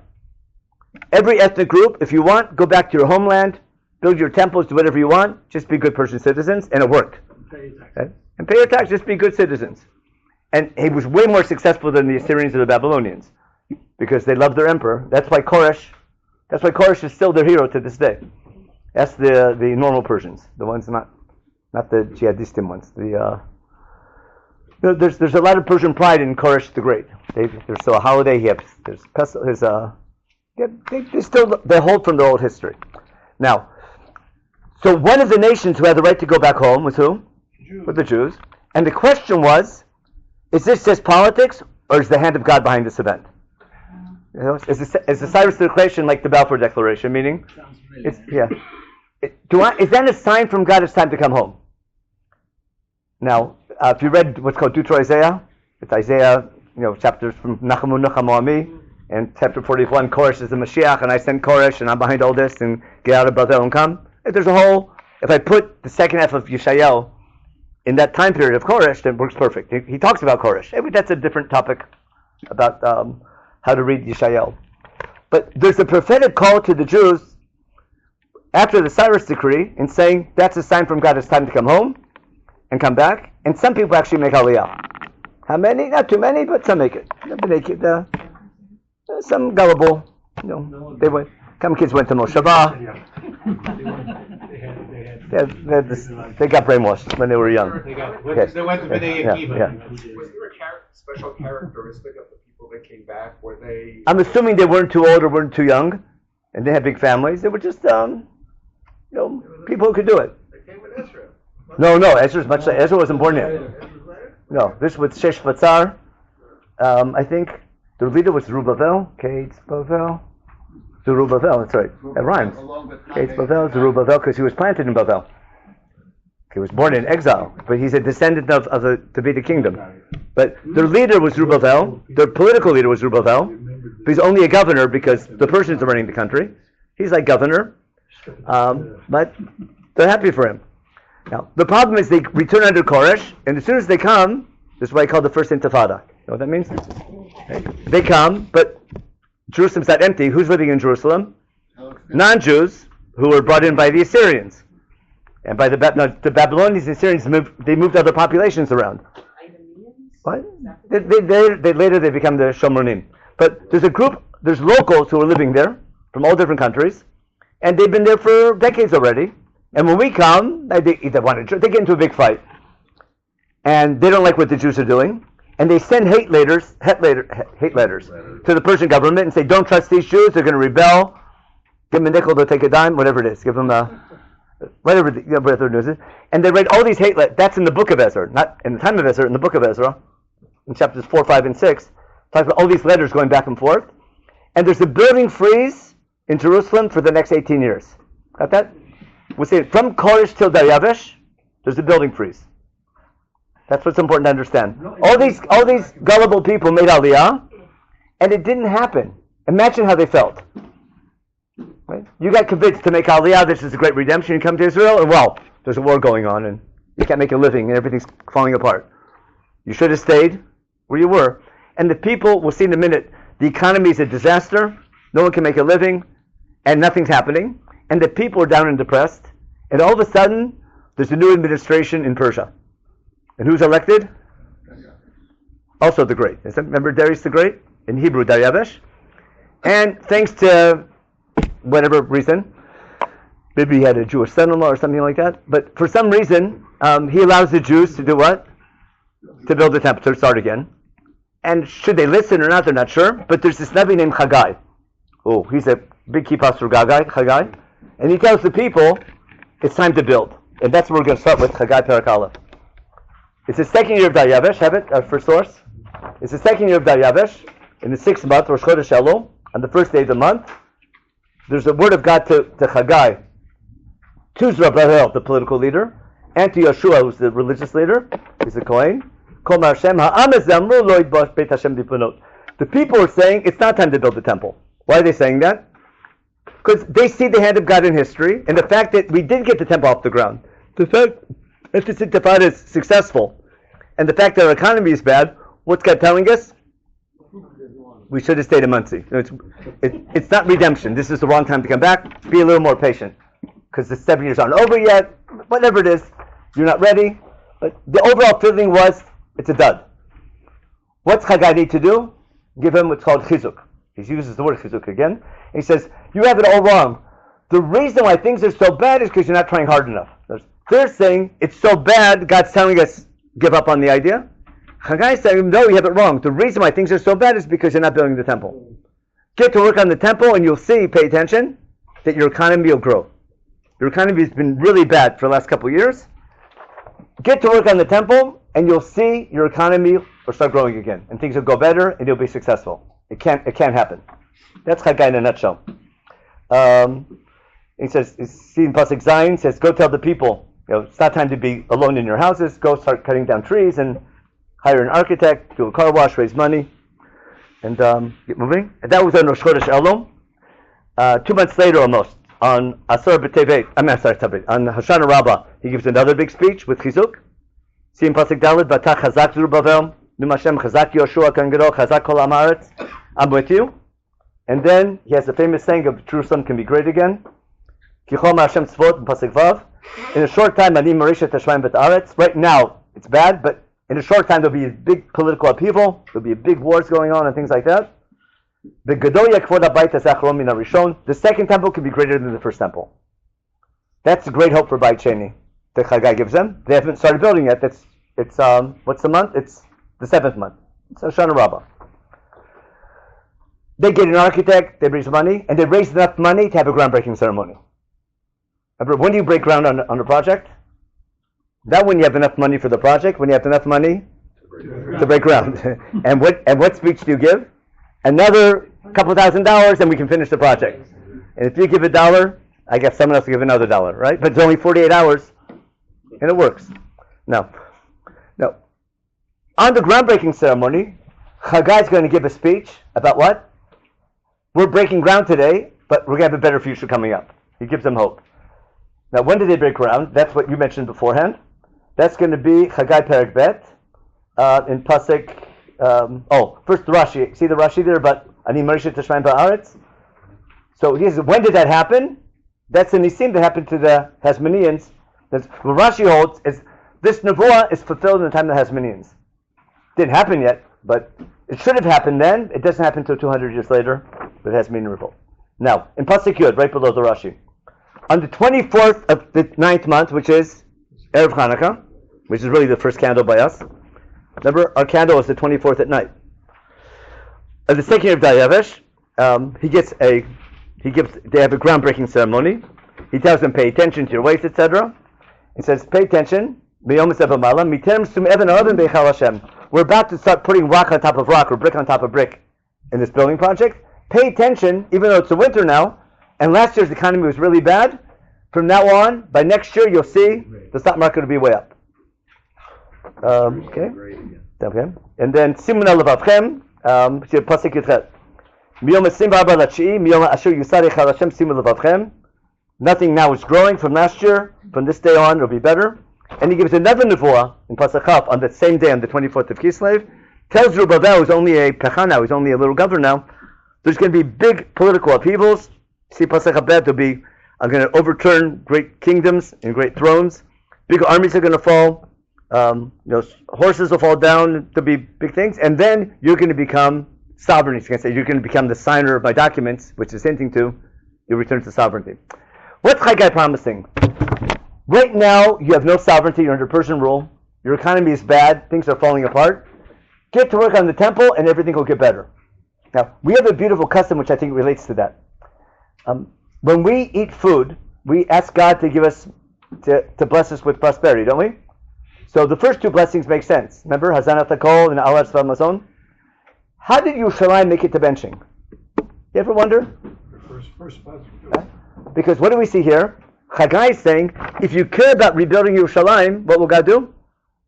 He'll bless your produce. I think, I never heard a better reason than that for why it's in benching. But we, for some reason, when we thank God for our food, we had a final blessing showing God we care about rebuilding Yerushalayim. And if I follow Chagai, what's Chagai saying? If you care about rebuilding Yerushalayim, I'll bless your produce. Okay, that's just a little add-on. One little Zionistic thought during benching. Now, back to, that was the Nevuah of Chagai. What do we see? This is hundreds of years before Hanukkah. The beginning of Beit Sheni. It's another be some 200 years until the Greeks come. And Alexander the Great. But what do we see? The 24th of Kislev was an important date. It was a groundbreaking date of the beginning of the Second Temple period. It must have been important. Now, in the book of Ezra, we find out it takes 4 years to build it. They don't finish until the 6th year. If you know building projects, and remember, winter like used to be before all the global warming, this was a bad time of year to start building. There's heavy rains and cold and dark. It's not a time to start building, but it's a time to give people what's called chizuk. Now, why would you break ground? If I need a significant day to break ground on the Second Temple, if people are down and depressed and everyone's given up hope, what would be the meaning of breaking ground on the darkest time of the year? Yeah. What? There's hope because things are getting worse. Remember Adam HaRishon and that Midrash? In depression, getting darker and darker. The idea is take the darkest time of the year and give light. And it could be. Rabbi Ben claims that there was always an ancient custom to light candles this time of year because it's the end of last year's olive harvest. There might have been. Because I read a Gemara that said there was an ancient custom that first, during these 8 days, there was just one candle in every house. There was like one Yortzei candle in the house, and that was it. I think Gemara Shabbat talks about that one. Then the Mahadran come. Everyone should have their candle because they want to fight. And then the Mahadran said, you know what, let's have a candle every night. The optimistic people, the pessimistic rabbi said, just make the candle less every night. I'm talking about the Gemara in Shabbat, about Beit Shammai and Beit Hillel, which matches the whole story perfectly, doesn't it?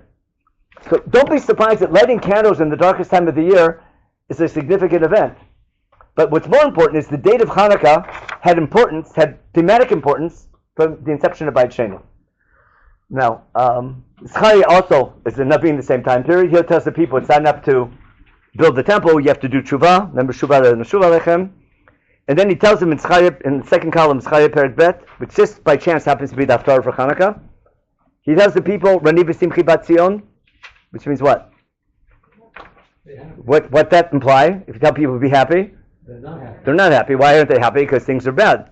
But be happy. Why? Because the Shekhinah is going to return. And other nations will come and bow down to you. Things can be great. And Jerusalem can be great again. And Yehuda will get its nachala back, etc. Now, and then he has this vision.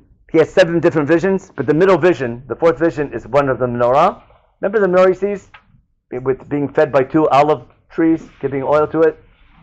And he asks, what's the meaning of this vision? It's Haftarah for Hanukkah. And he can't understand what this is about. Just skip to Pasuk Hey and Vav. V'yan malach Hashem. I'm sorry, Pasuk Dal. V'yan v'amar hamalach tobevi. What is this? He sees this menorah with 7 branches, etc. And then he answers them, I don't know. And then Pasuk Vav. V'yan v'yomar ilai v'yomer zed v'Hashem el Zerubbabel lemor. Lo b'chav v'lo b'koch kim b'ruchi amar Hashem tzvot. What's he saying?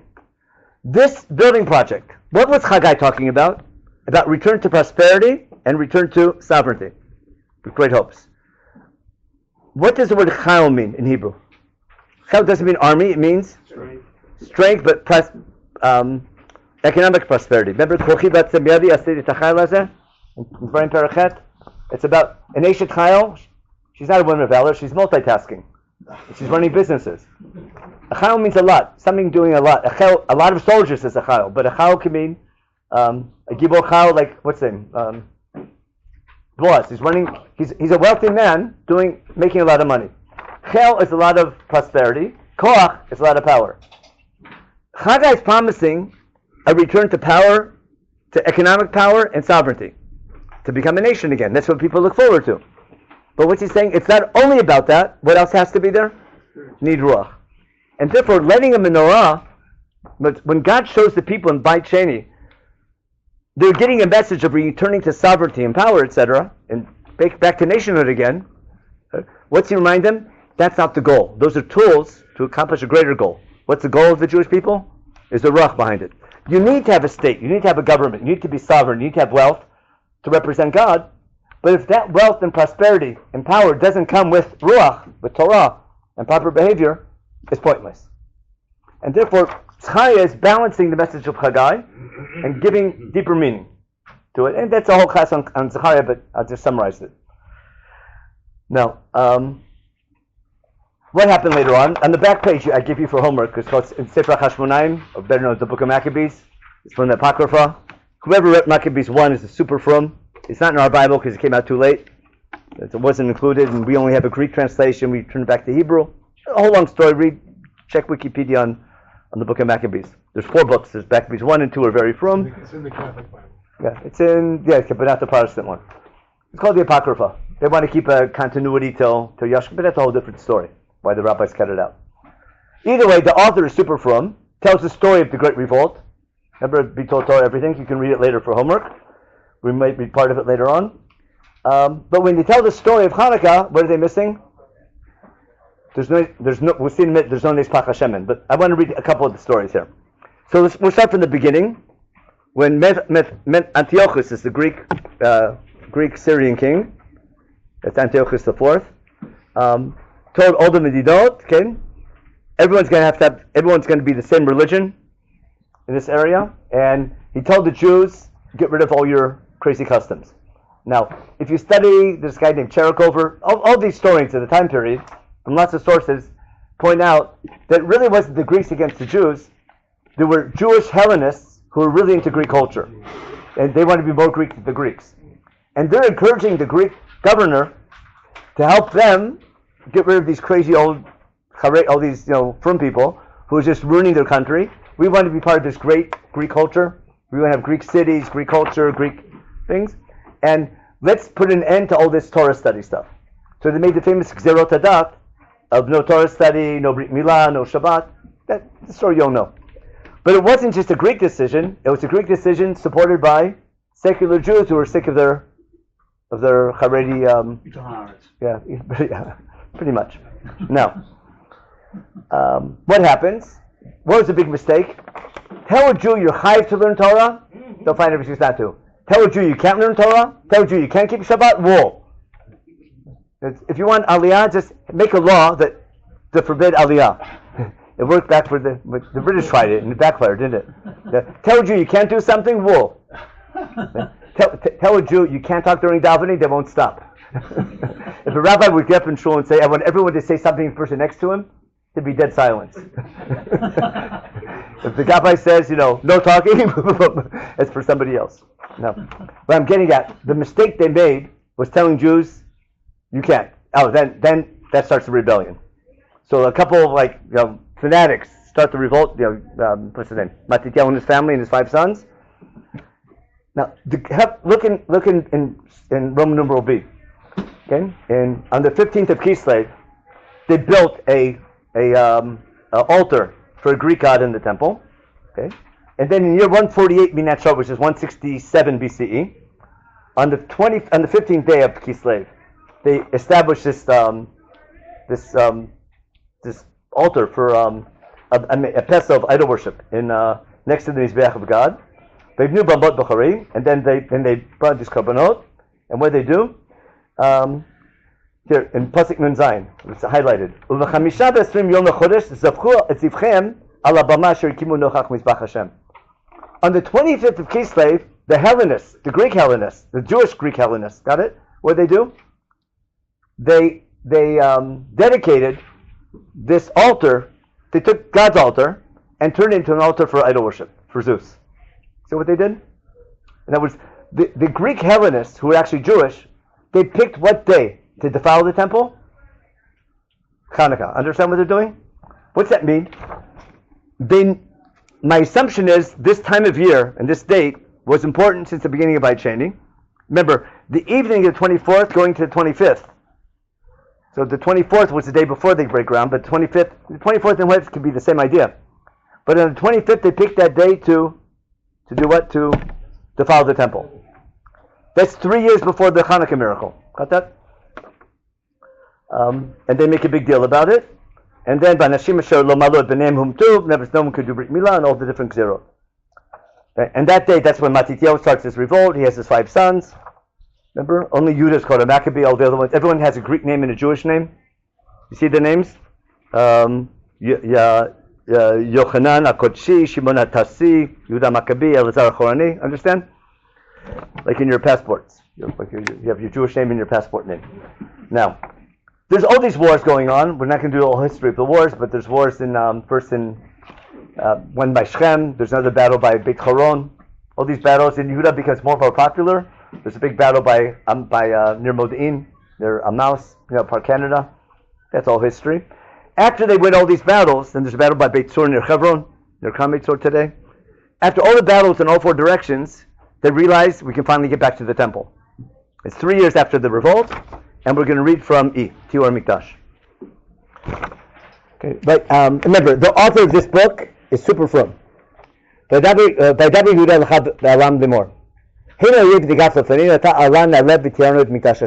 go and clean up the temple.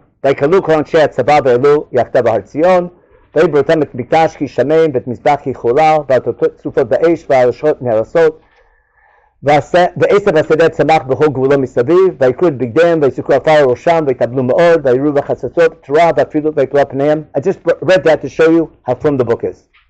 Right? They see Jerusalem destroyed, we have to do something about it. They get all excited. Now in F. ויצווה יהודה גדוד אחד מאנשיו לצור המצודה והתורה במקדש.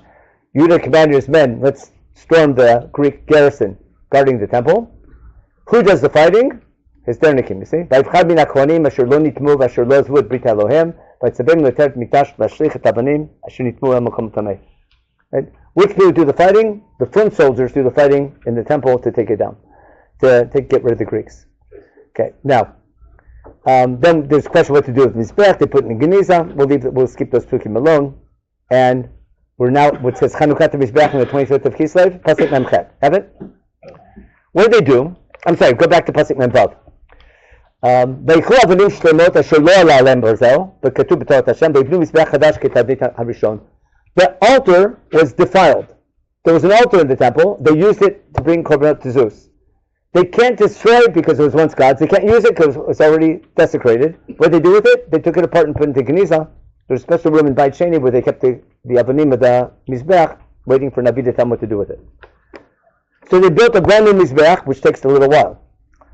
Okay, ויחדשו את כל כלי בית המקדש, עם פסוק ח' וישימו את המנורה אל ההיכל ואת מזבח הקטורת ואת שולחן הפנים. They made a new menorah, a new מזבח קטורת, a new שולחן. וישימו את הקטורת על המזבח ואת המנורה העלו את נרותיה להאיר במקדש. ועינו את לחם הפנים על השולחן ואת פרוכת המסך הארון ותחל כל העבודה אשר בתחילה. That's not a couple hours, that's a couple weeks, isn't it? They built a whole new temple, a new altar, a new kelim, everything. That's a building project, which took several months.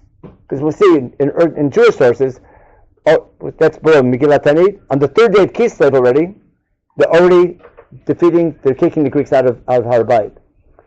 There's several weeks it takes them to build the Mikdash, to make everything new. Now, here's what's important now. Pasuk Nun Aleph, V'hi b'yom ha'chamisha v'esim l'chodesh ha'tshei hu Kislev, v'shnat 164 BCE, v'ashkimu b'boker v'yalu olot al-mizbach ha'chadash k'mishpat. What happens on the 25th of Kislev? It wasn't when the battle ended, rather. It's the day they chose to do what?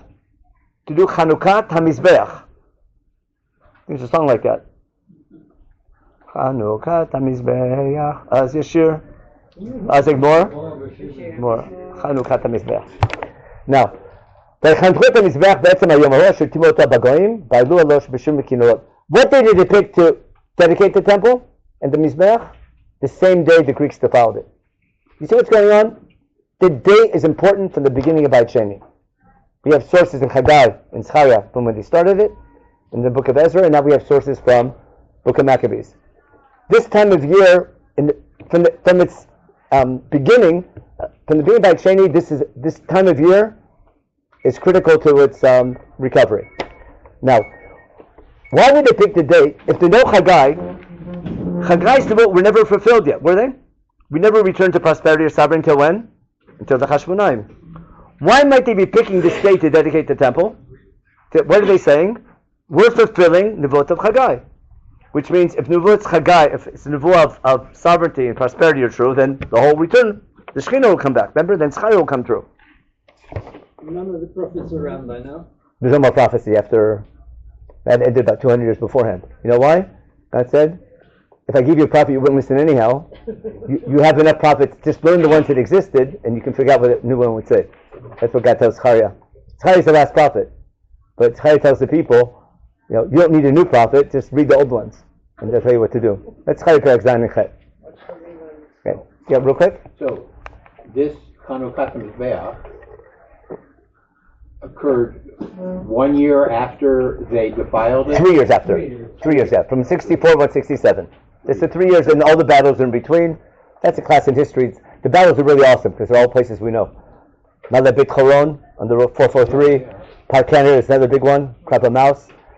There's a crowd by Beit Sur near Karmei Sur. There's a crowd by there's a crowd by Nirvan by Har Bracha, by Shechem, by Apollonius. It's really cool. It's a lot of fun. But we're past that stage. Yeah. When I was young, we used to take all the guys there. Now, what do they do? We're up to Pasuk Nun Bet. Okay, ויחנכו את המזבח בעצם היום אשר טימאו הגויים ועלו בשירים. נון ג' ויפלו על פניהם וישתחוו. נון ד' ויחוגו את חנוכת המזבח 8 ימים ויעלו עולות ותודות בשמחה בליבם ויצוות יהודה ואחיו וכל קהל ישראל לחגוג את חנוכת המזבח ביום 5 בסין בחודש בכיסלו 8 ימים מדי שנה ועלו תודה להשם. What does Yehuda institute? He institutes 8 days of Hanukkah from now on. Now, was there ever an 8-day celebration of dedicating a Mizbeach anytime earlier? Not just Sukkot, that's in the Mishkan, remember? The Mishkan is held as Chanukah HaMizbeach. I think it's a Torah reading for Hanukkah, isn't it? Remember Zot Chanukah HaMizbeach, when we Mushach Oto? That was on Rosh Chodesh Sisan, because that was an important date For the first temple period, that's an important date because that's the day we came out of Egypt. But in the second temple period, it doesn't begin with great miracles. It begins in dark, depressing times. A meaningful date would be the darkest time of the year. In 8 days. They see how everything's coming together, 8 days of the darkest time of the year, giving a hope of a better future. Now, all these from sources don't mention anything about what? Nes Pach Hashemen. Now, take out your kippah for a minute. What conclusion do you reach? It's in the Gemara. Remember, we'll read the Gemara in a minute about it. But what's it sound like? That the rabbis made up the holiday, they made up the miracle. Yeah. The question, why would they make up a miracle like that? Why make up a story if you don't need to? We'll talk about that in a minute. Now, but we'll bring it back, don't worry. Because lighting the menorah is not the reason, the miracle of the menorah is not the reason for the holiday. It might be a sign from God that God's behind the holiday. I'll get to even better. It might be a sign from God how to celebrate the holiday. If you know what, if you're celebrating the holiday to remember Chagai, God sends a miracle with the menorah to remember Zechariah. You see why I'm doing Chagai and Zechariah? And why Chagai's got the kippah sruga and Zechariah's got the kippah shchora? You have to read all Zechariah to see how firm he is. It makes it to Shmoneh Esrei, remember? It says the Shekhinah will return to Yerushalayim, will be rebuilt. There's all these great visions, all in the condition you follow my laws.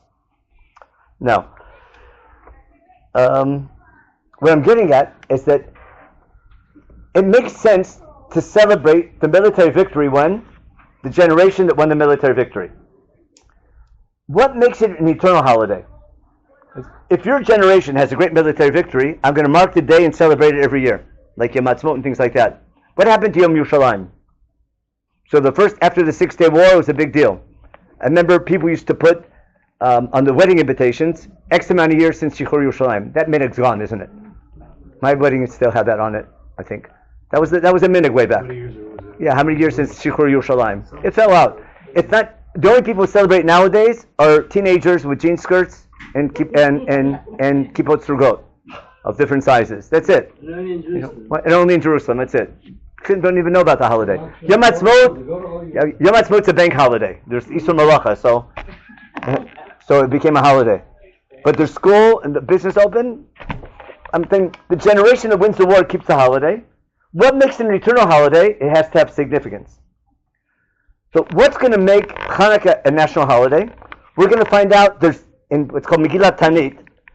There was like a Yortzeit calendar they had in the temple in Beit Sheni of days that we don't say Tachnun. Meaning that Tachnun means days that we don't fast and don't do Hespedim. Remember? Whenever there's a Hesped, but it's Rosh Chodesh or something, then the Hesped begins with, I'm not supposed to do a Hesped, but ask your shul rabbi. But there was a date of days that we don't, no fasting on those days. And every month had a couple of days and their own national holidays. The day of this battle, the day of that battle. Yom Nicanor, the day this guy died, the day Herod was killed, died, they make a holiday. There's all these different holidays in the king. Among those holidays, in that Megillat Tanit, that's where we find Hanukkah and Purim. Got it? Now, all those dates when the temple was destroyed are nullified. Why? There's nothing to celebrate anymore, except two, Purim and Hanukkah. Why continue celebrating Hanukkah? Got my point? I celebrate my sovereignty when I'm sovereign. During the time of the Chashmonaim, it makes sense to keep Hanukkah. Why did it remain a celebration after we lost our sovereignty and after the temple was destroyed? Because Hanukkah was a holiday before the Chashmonaim. What was it? It was a time of hope. We took the darkest time of the year, hope about a better future. When those hopes came true, it became a military holiday, thanking God for a military return to the temple. Why did it fail? Why did Hasmonean revolt fail? They returned to sovereignty and power. They became corrupt, right? Whose message didn't they follow? They listened to Chagai, they didn't listen to Zechariah. Especially his menorah thing. I'm going to continue to celebrate the holiday. No longer is celebrating my military victory, but rather a holiday of hope that maybe one day we lost it, maybe it'll come back again.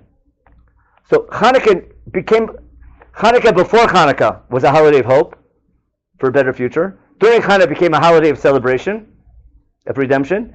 And after the Churban, a Beit Sheni, it becomes a holiday of hope again. And what are we going to put the focus of the holiday on? On the menorah. Now, I want to explain why the rabbis making a big deal about the menorah more than the military victory. Because that's the message of the holiday. Because let's say God does a miracle again and brings us back to our land and gives us sovereignty and gives us prosperity. What do we need to remember? Not just to thank Hashem for fulfilling Haggai, but remember you have to learn Zechariah as well. Who quotes Yeshayahu and Yirmiyahu and everything, and explain why the first one and the first two were destroyed. Now, the Gemara, we'll go back to the front page. The Gemara about my Hanukkah. The question is not going to be what's the reason for Hanukkah, but why is Hanukkah celebrated even after the Churban? And then we bring the story of when the Yevanim came to Reichal, what happened? There was a miracle, there was enough oil for one day. Got that? And the miracle was what? There was enough to light for one day. Naseh bon nes. If you see that Gemara on the left, there was a miracle in the Pach, b'dliku mimenu shmona yamim. Okay? The next year they made it a holiday for both. Now, you mentioned before, there was a miracle just like that in Sefer Melachim. There was a widow, her husband was one of the Nevi'im who Izebel killed. She had 2 children who couldn't pay their debts, remember? And the debtor took the kids into slavery. She complains to Elisha, it's not fair. Elisha says, what do you got at home? What'd she say? We read that Haftarah. The Haftarah was a couple weeks ago. I got a little pach of shemen. So you know what we do? Go borrow kelim from your friends, take your little pach of shemen, fill it up, and pay off your debts. Got it? And it worked. Because what's a pach shemen symbolize? Hope in times of depression. Which makes sense. And light is what a big symbol. So if the rabbis are focusing, now let's assume the miracle happened. How many people would know about the miracle? Any people near On the front page of Boker Rishon, what would be the title? Maccabean victory. Got it? On the Sunday Times, okay? In the religious section, if you know Boker Rishon, maybe some of you. So every week there's one page that talks something about the Mikdash, something miraculous about the Mikdash. They found this, they found that. There's always something miraculous happening. So on the Sunday Times, there'll be a feature article about rumors of a miracle in the temple. But who saw it? Who saw the miracle? The Kohen what? The Kohen did it, and the little kid who poured it up, snuck in at night and filled it up. That's how God did the miracle. It's not the reason for a holiday, but it's not the Sibah, it's a Siman. So God, if during this revolt and success, God sent a special miracle that just so happens on the menorah. What's God hinting to us? That I saved you in the military victory. Remember Zechariah. Understand? And that's why the miracle is so important. Now I'll take up my keep up for a minute. Let's say the rabbis made it up. Okay? That makes 10 times more reason to light Hanukkah candles. You understand? If let's say you're academic, you don't believe, you look at all the sources and says it can't be. But the rabbis put a focus on that. That makes 10 times more reason to keep Hanukkah. You understand why? Because the whole point of Hanukkah is because the message is, I'm not celebrating there was a miracle. I'm celebrating the message of Zechariah that when God does miracles, what to do with the miracle. And therefore the candle lighting becomes the most symbolic thing there is of hope in times of darkness. And remembering when God fulfills those prophecies of hope, and you return to sovereignty and power, what to do with that sovereignty and power. That's why some people have the custom to read that Haftarah on Hanukkah. It's an ancient one, isn't it? It's not just because it mentions a menorah. If you know the time period of Zechariah, it's the message of Hanukkah. Especially when you study Haggai and Zechariah together, understand the potential of the time period, the depression they were in, the time of year, and when they're dedicating it, and the whole story of the Chashmonaim and everything, you really appreciate how deep it is, why the rabbis put all the focus onto the menorah miracle. If I had time, I'd show you Josephus. Josephus is about 100 years after Hanukkah, with the Great Revolt, 150 years later. He says it's a holiday of lighting candles. We call it lights. He's not sure why. But he says he thinks it's because it's a holiday of hope. He was right on the mark. He knew his sources. He was a scholar, Josephus. Something we can do today also. How do we celebrate Veterans Day? You have to do something. Barbecue. Yeah. So what Chazal beautifully did, they took a beautiful custom of lighting candles in the darkest time of the year, which was the reason why they dedicated the temple at that time of year, and they turned it into the main purpose of the holiday. Again, don't get me wrong, I'm not doubting the miracle happening, but the miracle isn't the reason for the holiday. If the miracle happened, that was a sign from God of what to do with the holiday. And if I'm going to celebrate the holiday after we lost our sovereignty, then put the focus on lighting the menorah and not on the military victory. Because what's the point of military victory if you're not using it properly? And nowadays, what an important message. If you can catch where we're going. So I'm saying, don't get caught on this thing. Oh, it didn't happen. You follow? That's not relevant, bichlal. I just adding something. If the rabbis are sort of putting it into the story, that makes it 10 times more important. Because I'm not celebrating a miracle that happened. I'm celebrating the meaning of the miracle and the meaning of the military victory against the Hashmonaim. So there's always a desire when you're under oppression and you're not sovereign, you don't have your own country, and you're poor. I want to return to those things. But what do you do with them when you get them back? How to give ruach to koach and chayil. That's the most important message of Judaism. And talking about that at the darkest time of the year and not losing hope, all through Jewish history, we didn't lose hope of returning one time. And that's why when we finally do return, the meaning of lighting candles is so super important. And the idea is that when the days are getting darker and darker, what do we do every day? We add more and more light. By the time Hanukkah is over, it's the second day of the month. And who takes over? The moon and nature. And things get lighter and lighter, and the days get longer and longer. And Shabbos isn't so early anymore after a month or so. Anyway, so that's my little Hanukkah share. And I hope that's got a lot of meaning today, and I hope we can fulfill it. Write it up, like says. What have learned from Jacob? Okay. How do we turn this off now? I think this. Yeah. Oh my, 2 hours. Which I can help we turn it off, record, stop.